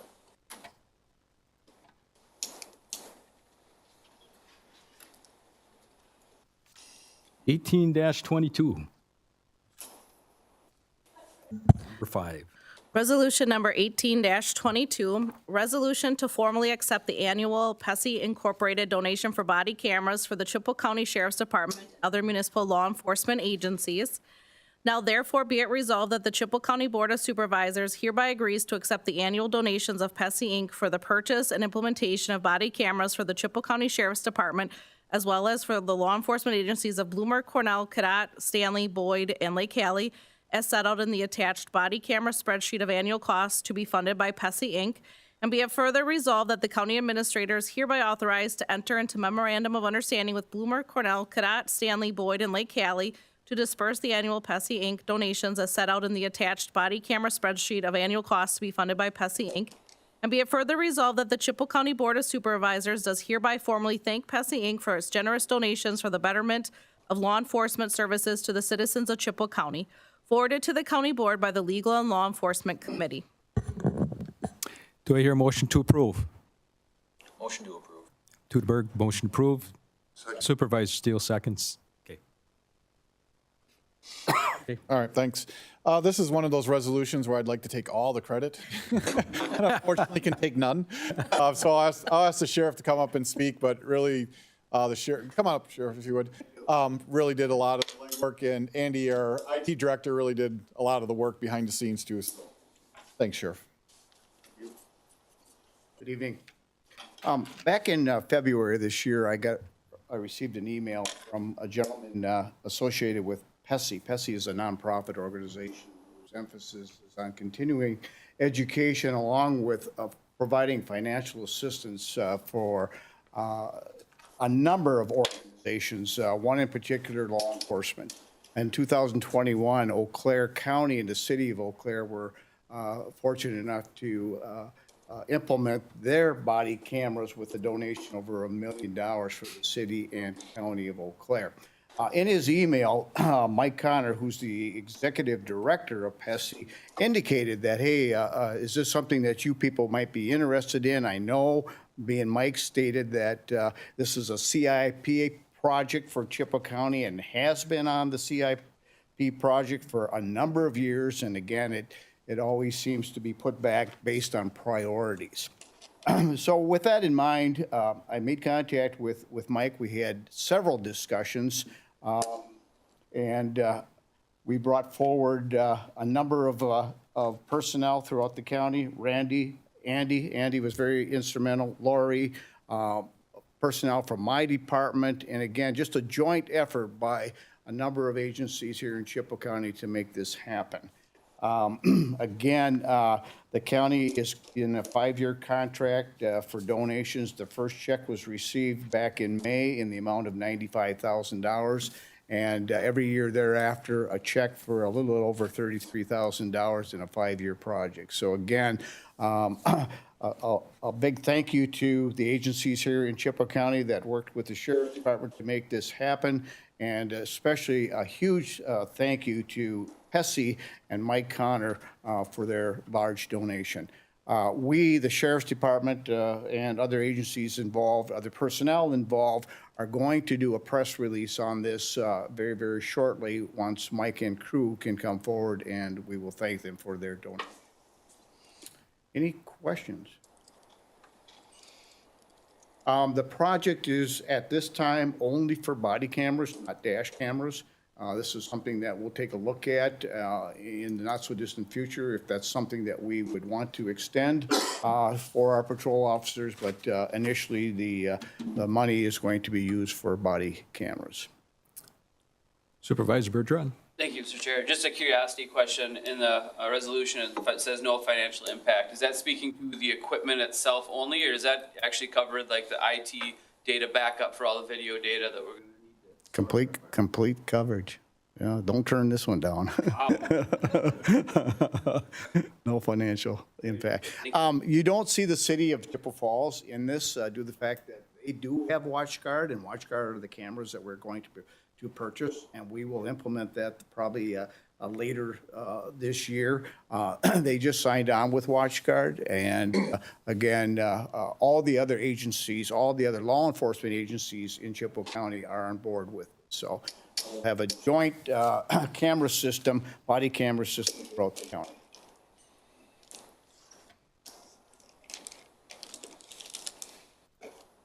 Supervisor Goodberg. Thank you, Chair. Just point of clarification, body cameras are obviously a very hot button issue, have been for, well, years now. The city of Chippewa Falls was one of the first local agencies to go to body cameras in 2013. And Supervisor Bergeron is exactly right. The initial cost isn't the most predominant. It's the maintenance, it's the upgrade and the storage of data. It can be 6 figures plus, even for smaller agencies. So this is a very, very good thing for the county, and our local agencies should be recommended for going in this direction because many agencies can't afford to do this, even though it is wanted. Okay. Anyone else? Questions for the sheriff? Thank you. Then, hearing no further discussion, we will vote on number 5, 18-22. Green to approve, red to disapprove. And whenever you're ready. 19 yes, 0 no. Okay. Number 6, 19-22. Resolution 19-22, resolution to rescind Resolution 14-20, which provides the county administrator and county board chair emergency administrative flexibility to address COVID-19 issues.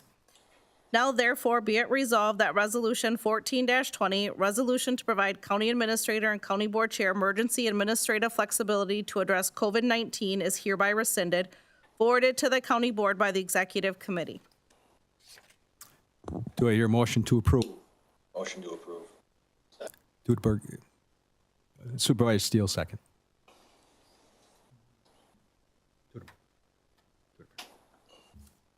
Ready, Chair? Yes, go ahead. All right. Obviously, when Resolution 1420 was passed, it was craziness in our world. We really did need to utilize these abilities to go against even our ordinances, our personnel policies, because things were changing so fast. But obviously, over time, we've been able to go and go back to our normal routine pretty much. And currently, we're not implementing anything outside our regular personnel policy. But we do feel like if the numbers do tick up, we do have resources available to make tweaks here and there and be able to continue to operate. So we just don't feel like this is necessary anymore. Okay, any questions? What happened?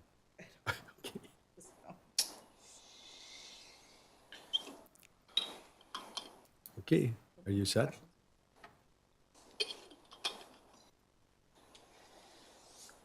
Are you good? Okay. All right, hearing no questions, then we will call the vote. Green to approve, red to disapprove.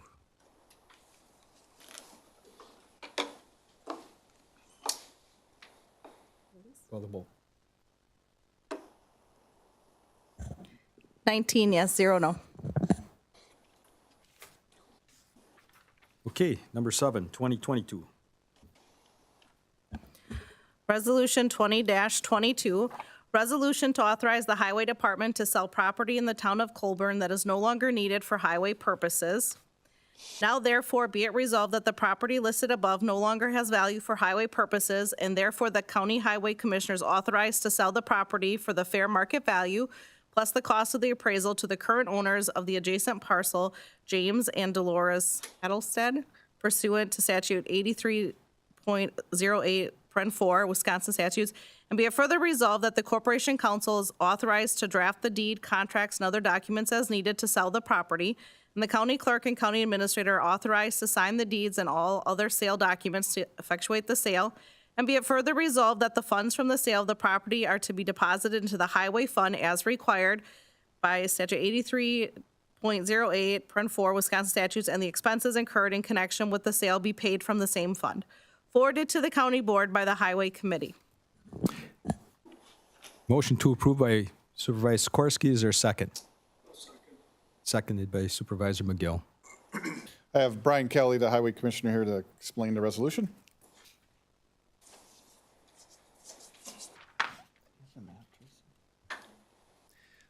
This is a pretty common occurrence where we encounter these situations. A resident was using part of county highway property, and they had a permit to build this small structure. It's labeled as a house. It's really a tiny house, probably. And that was within our right of way. Mr. Hattelstedt was very upfront with us that happened, and he came in to us asking to clear it up.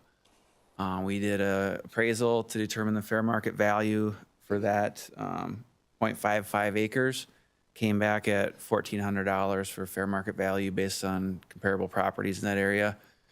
The appraisal fee was $500, and Mr. Hattelstedt was at our last highway committee meeting, gave us a check and left. He's happy with the process and he's willing to pay, and if it's approved tonight, we'll deposit the check.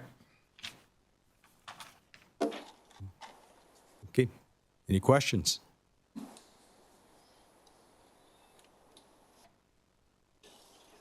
Oops. You ready? Okay. Okay. Then we will call the vote. To approve, push green. Disapprove, red.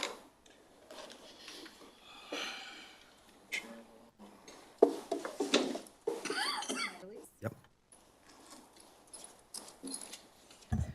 19 yes, 0 no. Okay. 21, resolution 21-22. Resolution number 21-22, resolution to approve radio tower and land space lease agreement with United States Cellular.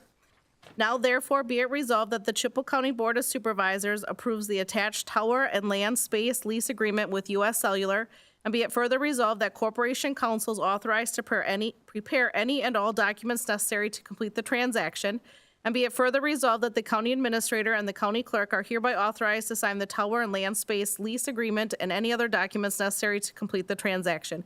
Forwarded to the county board by the executive committee. Okay, do I hear a motion to approve? Flater makes a motion to approve. Okay, Flater to approve. Is there a second? Bishop for the second. Okay. All right, that's pretty straightforward. It's as the as was indicated, this is a lease with the U.S. Cellular for our tower that's on the courthouse for $31,080 per year. It's a 5-year term, and I believe there's 5 consecutive 5-year terms. Is that correct, Todd? Initial term 5 years, and then they have the ability to renew for up to five-year renewal terms. So a total of 30 years. Okay. Any questions? Thank you, Mr. Chair. Yep, Supervisor. So if it goes to the, hypothetically, if it goes to the extended 30-year lease, the county would only receive $31,000 for the first 5 years, or is it then that as well? The first 5 years, that's what it'd be. Then I believe it goes up 12%, is it, for 13%? For the next additional 5-year, and then 13 for the next 5-year, or moving. So it's not like it goes to zero. It Correct. would just eat that cost for, No. it's always going to be a real. Yep, there'd be an increase. Yep. Thank you. Good question. Any other discussion? Hearing none. Are we ready? Okay, we can vote. Green to approve, red to disapprove.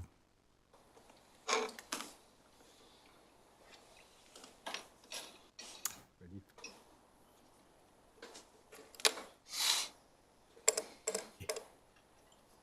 Buttons get a little sticky. 19 yes, 0 no. Okay, number 9, Resolution 2222. Resolution number 22-22, resolution to authorize the use of sales tax funds to pay debt service liabilities as part of the 2023 Chippewa County budget. Now therefore be it resolved that the sum of $941,300 be transferred from the sales tax property tax relief fund to the debt service fund for the 2018 capital improvement project bonds for payments on the principal and interest on the 2018 capital improvement radio tower project, transportation bonds, and refunding the previous bonding to be included in the 2023 Chippewa County budget. And be it further resolved that the sum of $611,600 be transferred from the sales tax property tax relief fund to the debt service fund for the 2020 capital improvement project bonds for payments on the principal and interest on the transportation bonds to be included in the 2023 Chippewa County budget, forwarded to the county board by the executive committee. Do I hear a motion to approve? Make a motion to approve. Supervisor McGill, is there a second? Later, second. Later, second? Or Bomar? Whichever you want to choose. Ready to go, Chair? Go ahead. Okay. This is a resolution you're going to see every year in front of you. Sales taxes, one of the things we are able to spend sales tax on is for debt service liability. So every year we have to bring this in front of the board for approval. And Lori's here to go on any details you would like. But this is pretty routine for us. Okay. Any questions, discussion?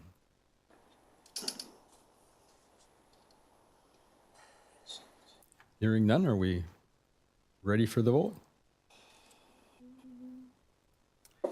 Okay, we can vote. Again, green to approve, red to disapprove. Yep. Please. 19 yes, 0 no. Okay, passes.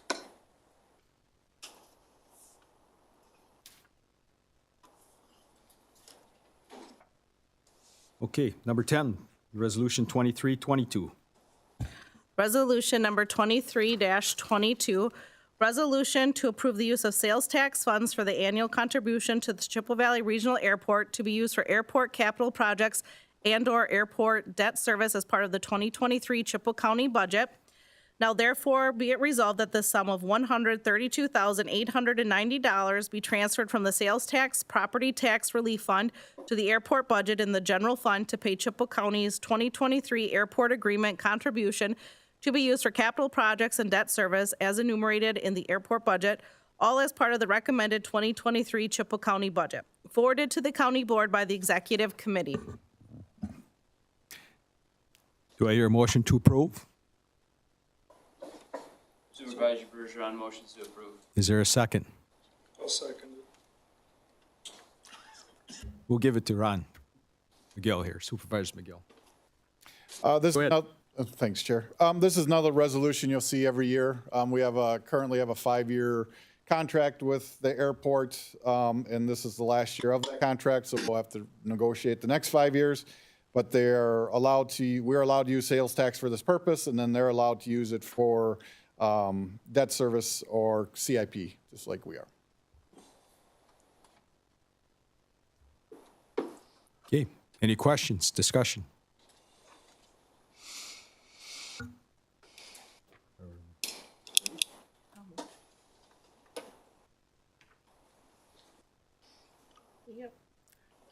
Okay. Green to approve, red to disapprove. Call the vote.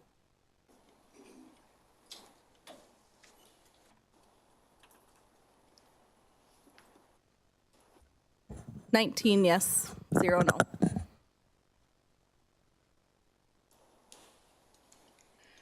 Okay, resolution 24 dash. Resolution number 24-22, resolution to authorize use of sales tax revenue funds for computer equipment replacement as part of the 2023 capital improvement plan. Now therefore be it resolved that the sum of $225,000 be transferred from the sales tax fund to the computer outlay account to be used for computer system equipment replacement in 2023 as part of the 2023 county budget. Now therefore be it resolved that the sum of $75,000 be transferred from the sales tax fund to the computer outlay account to be used for audio, video, control systems replacement in 2023 as part of the 2023 county budget, forwarded to the county board by the executive committee. Do I hear a motion to approve? Supervisor Berg. Second? Supervisor Peterson. Okay, discussion. And your IT director is here to explain the resolution. Good evening. So the two parts of the resolution we have here, the first one is for $225,000 for end user computer replacement as well as data center equipment that needs to be replaced on a regular basis. This is a standard resolution that we bring to the board every year for the new members here. And the goal of this is to eliminate spikes in our budget. We want a fairly level budget the best that we can, and we want to make sure that we have reliable equipment and secure equipment for all of the needs for the Chippewa County. A lot of our equipment is used 8+ hours a day, 5 days a week, but we have many locations that are 24/7 with the sheriff's department and jail that we need to make sure that that is functional and operational for that as well.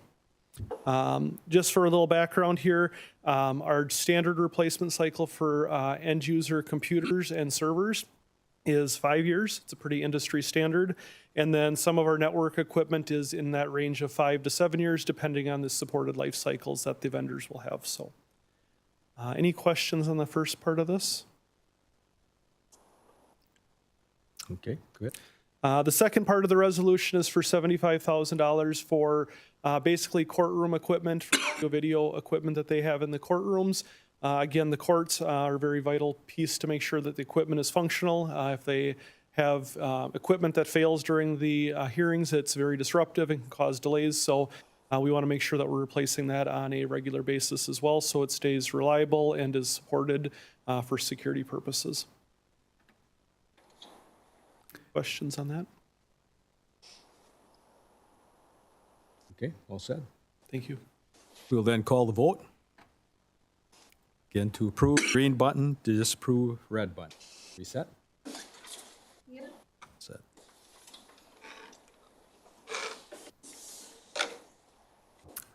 Okay. 19 yes, 0 no. Resolution 25-22, number 12. Resolution number 25-22, resolution to authorize funding for Department of Land Conservation and Forest Management capital improvement projects as part of the 2023 county budget. Now therefore be it resolved that the sum of $500,000 be applied from state grant funding and private donation to be included in the 2023 capital improvement plan as part of the 2023 county budget, for expansion of the Hickory Ridge Trailhead parking lot, replacement of a maintenance shed, and construction of a warming house. And be it further resolved that the sum of $100,000 consisting of approximately $50,000 from county stewardship fund balance and $50,000 from the sales tax fund be included in the 2023 capital improvement plan as part of the 2023 county budget to be administered pursuant to the Chippewa County Stewardship Fund policy and procedures for program administration as previously adopted through resolution number 89-99. And be it further resolved that the sum of $300,000 consisting of approximately $150,000 from state of Wisconsin grants and $150,000 from the Forest and Trail Special Conservation Fund balance be included in the 2023 capital improvement plan as part of the 2023 county budget to be used to acquire county forest land subject to county board approval. And be it further resolved that the sum of $120,000 be applied from the county snowmobiles state fund to be included in the 2023 capital improvement plan as part of the 2023 county budget to be used for construction of snowmobile bridges if grant funding is approved by the Department of Natural Resources, forwarded to the county board by the executive committee. Do I hear a motion to approve? Omar will move. Okay, Omar makes motion to move. Erickson seconds. Hey, Chair. Thanks, Chair. I have Linda here, our Land Conservation Forest Management Director, to explain the resolution. Thank you. The Hickory Ridge Trailhead expansion is our cross-country ski trail during the winter, bike trail during the summer. It has outgrown the parking lot, and there's cars that spill out onto the public roads, so they're wanting to expand the parking lot as well as the equipment to groom the trails has outgrown the shed, so they're looking to build a new shed out there. The next two items, the County Stewardship Fund and then the County Forest Land Acquisitions, these are set aside for projects where landowners wish to have conservation easements on their property, so to sell their property, it can be set aside in perpetuity for conservation use. The forestry one has to be only in the county forest blocking boundary, and the stewardship fund is all properties outside of that area. And then the last one is for the snowmobile bridge.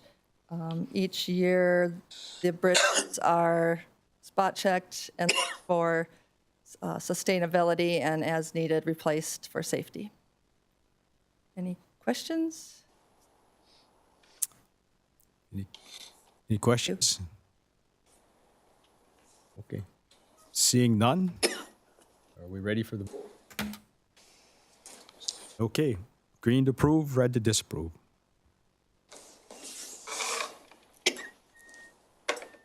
Yeah, ready. 19 yes, 0 no. Okay. Number 13, resolution 2622. Resolution number 26-22, resolution to authorize funding of Highway Department capital improvement projects as part of the 2023 Chippewa County budget. Now therefore be it resolved pursuant to statute 2-361A3B of the Code of Ordinances that the sum of $1,600,000 be transferred from the sales tax fund to be used to fund Highway Department roadway and bridge projects in 2023 as part of the 2023 county budget.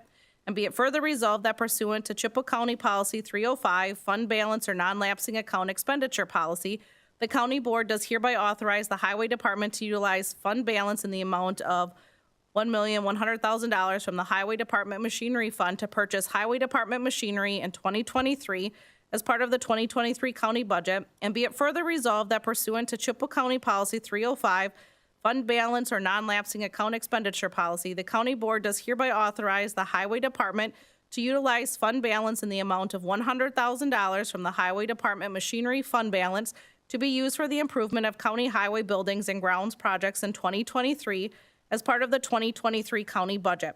And be it further resolved pursuant to 2-361A3B of the Code of Ordinances that the sum of $250,000 be transferred from the sales tax fund to be used to fund replacement of vehicles in the county's non-highway fleet in 2023 as part of the 2023 county budget, forwarded to the county board by the executive committee.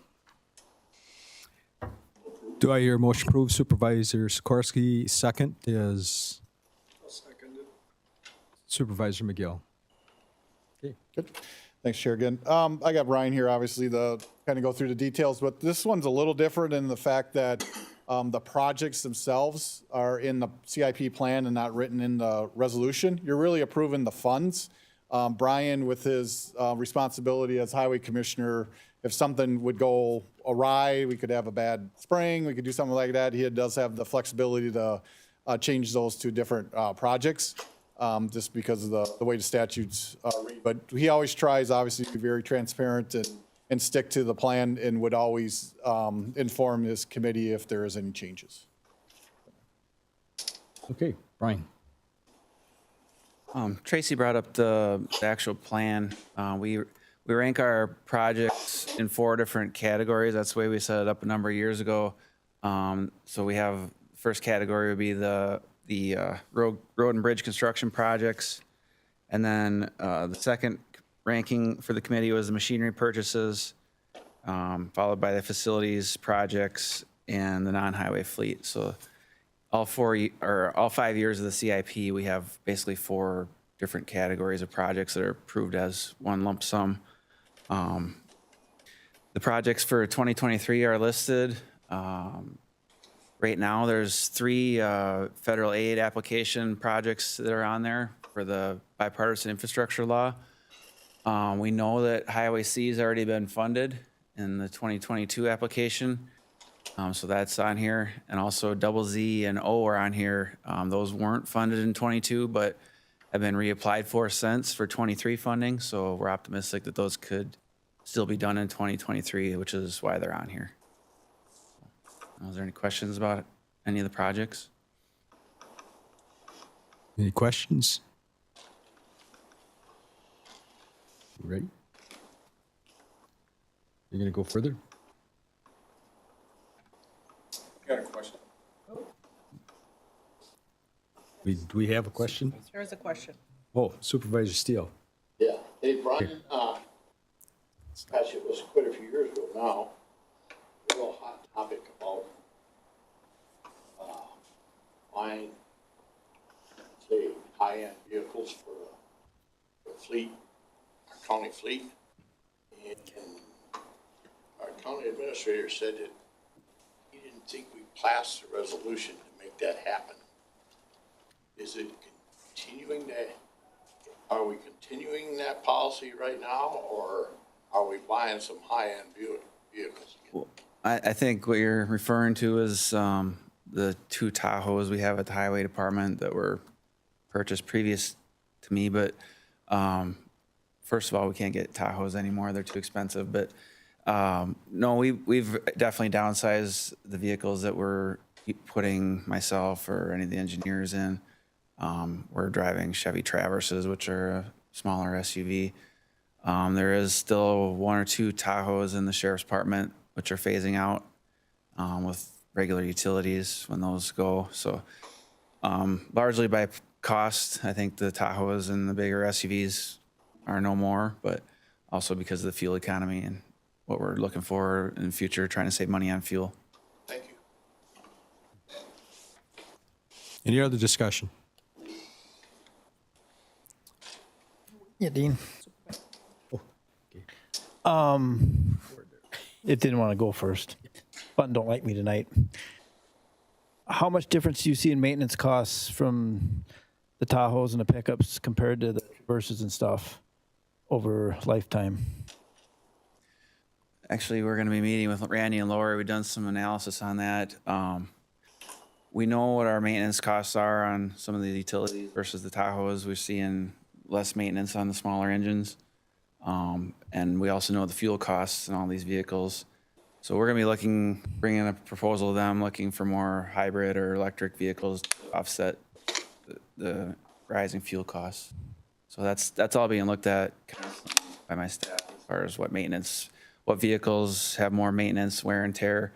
Even though they may not be the oldest vehicle in the fleet, they may get sold sooner just to get them out if the maintenance costs are too high. That kind of answer your question? Kind of, sort of.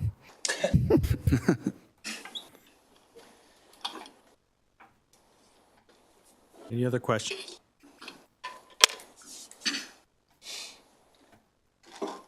Okay. Ready for vote? Green to approve, red to disapprove.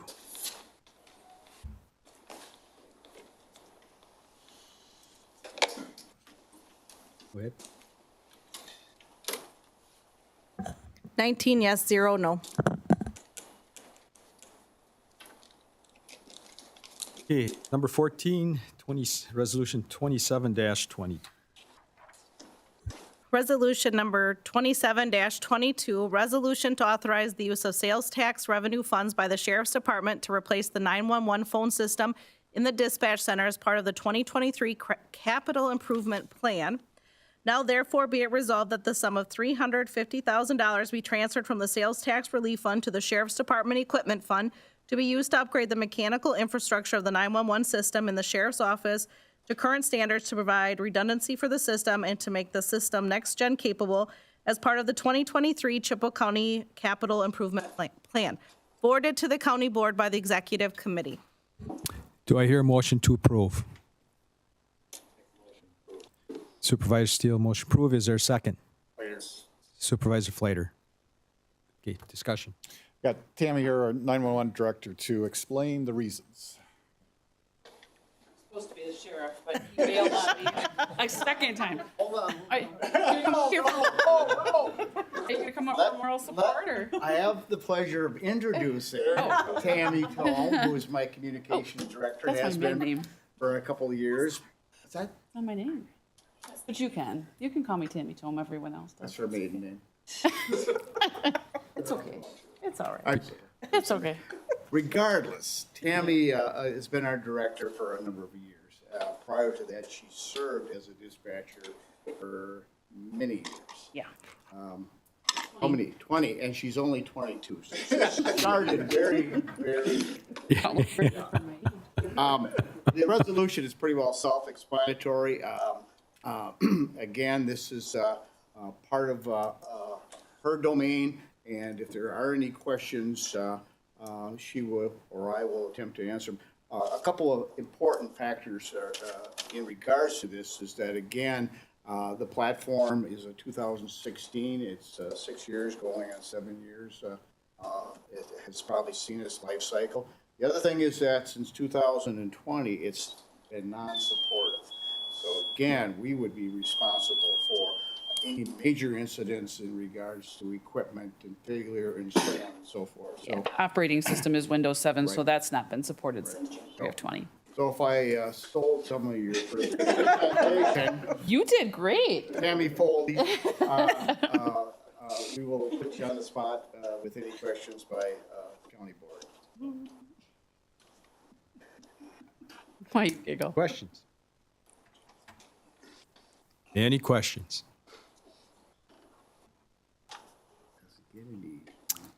Buck, we're 2 for 2. Hearing none, I guess we will call for the vote. You ready? Green to approve, red to disapprove.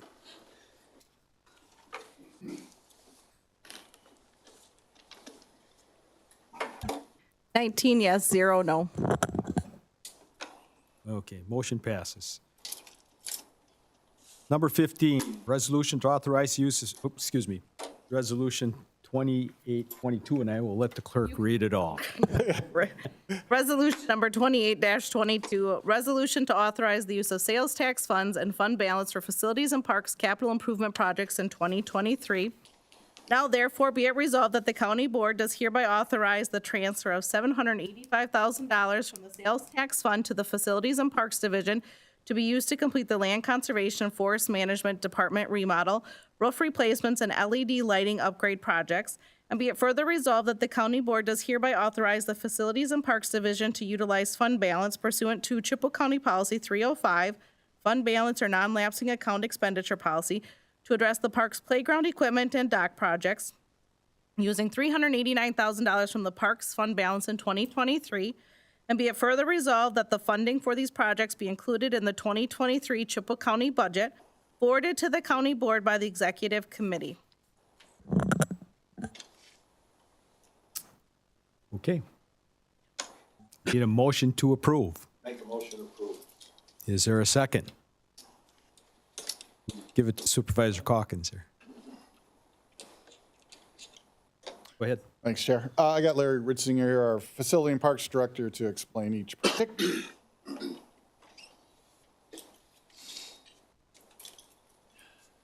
Good evening. So the first project I'll talk about is the dock replacement at the county parks. This project will replace 43 old wooden docks at the parks. Actually, there's about 35 docks right now, and we've located a number of campsites where we could add about 8 more docks and increase a little revenue as well. So that would be that project. The next project is the replacement of the existing playground equipment at the Pine Point and Otter Lake parks, and then adding new playground equipment at Round Lake. The Otter Lake and Pine Point parks have what I'd call very old playground equipment. It was fun when I was a kid, but nowadays it's probably deemed unsafe, you know. So we had one pretty significant accident at Pine Point on one about 6 or 8 years ago. So yeah, it's probably time to do those 2 parks. And then Pine Point's a big park. I don't know if everybody's had a chance to go to it, but that doesn't have any playground equipment today, so it would really fit in there very nicely. So the next project is remodeling of the Land Conservation and Forest Management Department. Basically, this department is original. It was part of the 1992 courthouse. That's when it was constructed. That's the finishes on it. It's in need of an updating. I don't know what more I can say. The flooring is shot. The walls all need paint. It's pretty tough shape. So this project would take care of that. I'm confident the needs of the department probably have changed in the last 30 or 20 years as well. And 30 years actually. So we would probably move some walls and make it more efficient for the folks as well in that department. The next project is to replace roofs on the Government Center campus. We've got some roof replacements happening this year, and we've got a few more that should happen next year. They're basically at end of life. These are more of a foam roof. The ones we're replacing this year are all ballasted. And yeah, they're pretty much end of life, so it's time to replace those. And then the last project is to upgrade some lighting from T8 fluorescent lamps to LED lamps. So there's a few thousand lamps on campus, and this project would work nicely with our energy conservation program, and it would probably also save between $10,000 to $20,000 in utility costs each year going forward. So that's the project. Okay, any questions?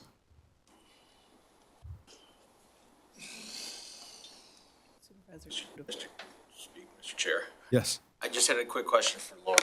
What is our what do we take in each year generally for sales tax? For sales tax, last year was an anomaly, but it's been about 7.7 million. Okay, thank you. In 2020. Okay. Okay. What's the timeline on the Round Lake Park as far as getting, is that something that's going to happen right away, or is that going to be a little bit out if this goes through? It's a good question. There's a lot of projects, some ARPA as well. Okay. So I don't know if I have it fine-tuned. Okay. All right. I'm not sure. Sorry. Yeah. Thank you. Yeah. Any other questions? Hearing none, then we will call the vote, if you're ready. We are ready. Green to approve, red disapprove.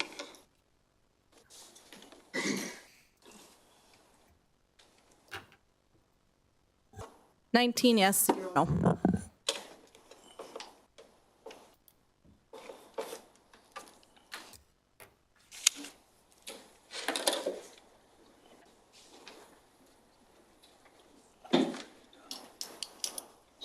I have some computer difficulties here. I'll be right with you.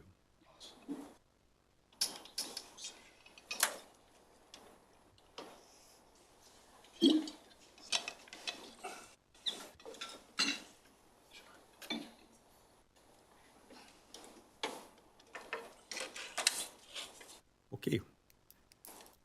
Number 16 will be closed session.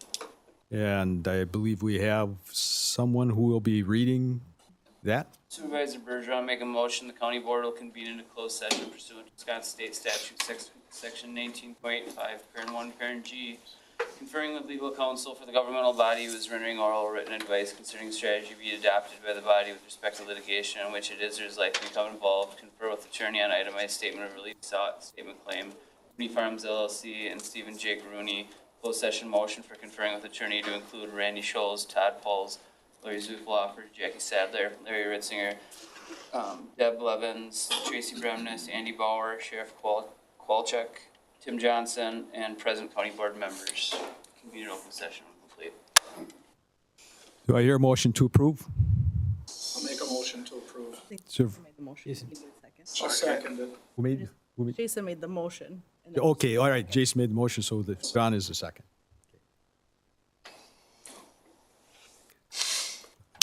We need to,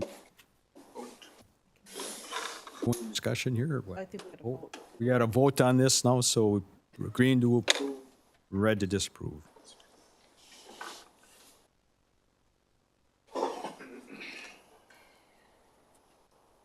Okay, 19 yes, 0 no.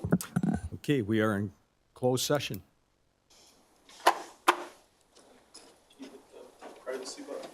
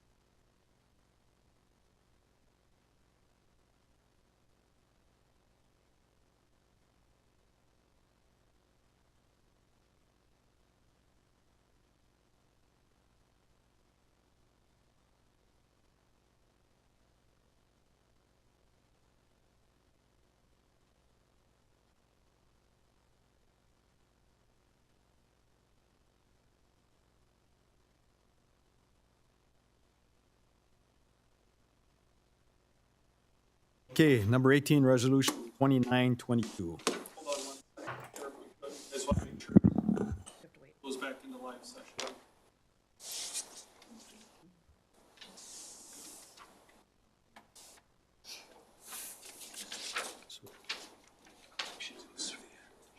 All right, we're good.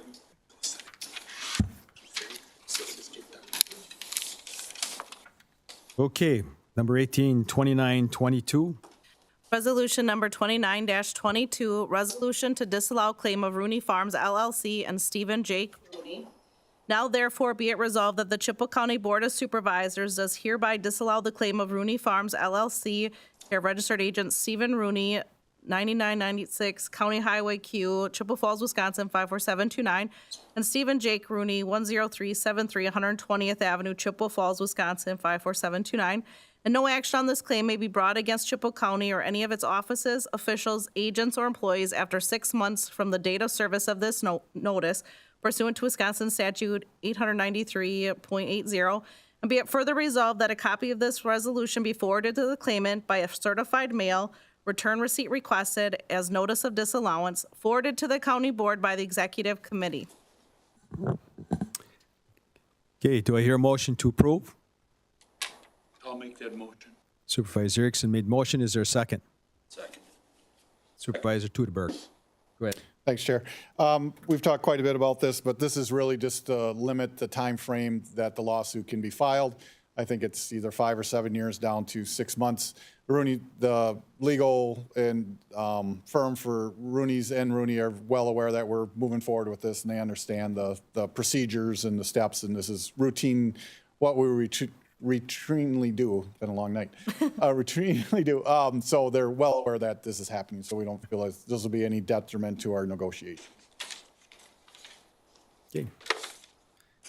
Any questions? Discussion? You ready?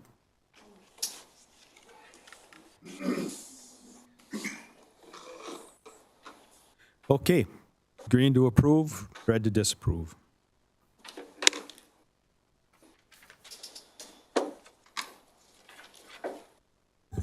Nineteen yes, 0 no. Resolution passes. Agenda items for future consideration. And as your committees meet, I'm sure I'll hear more. Do we have a motion to adjourn? I'll make that motion. Supervisor Erickson. Is there a second? Supervisor Bishop. All those, well, we got to push the button. To approve, green button.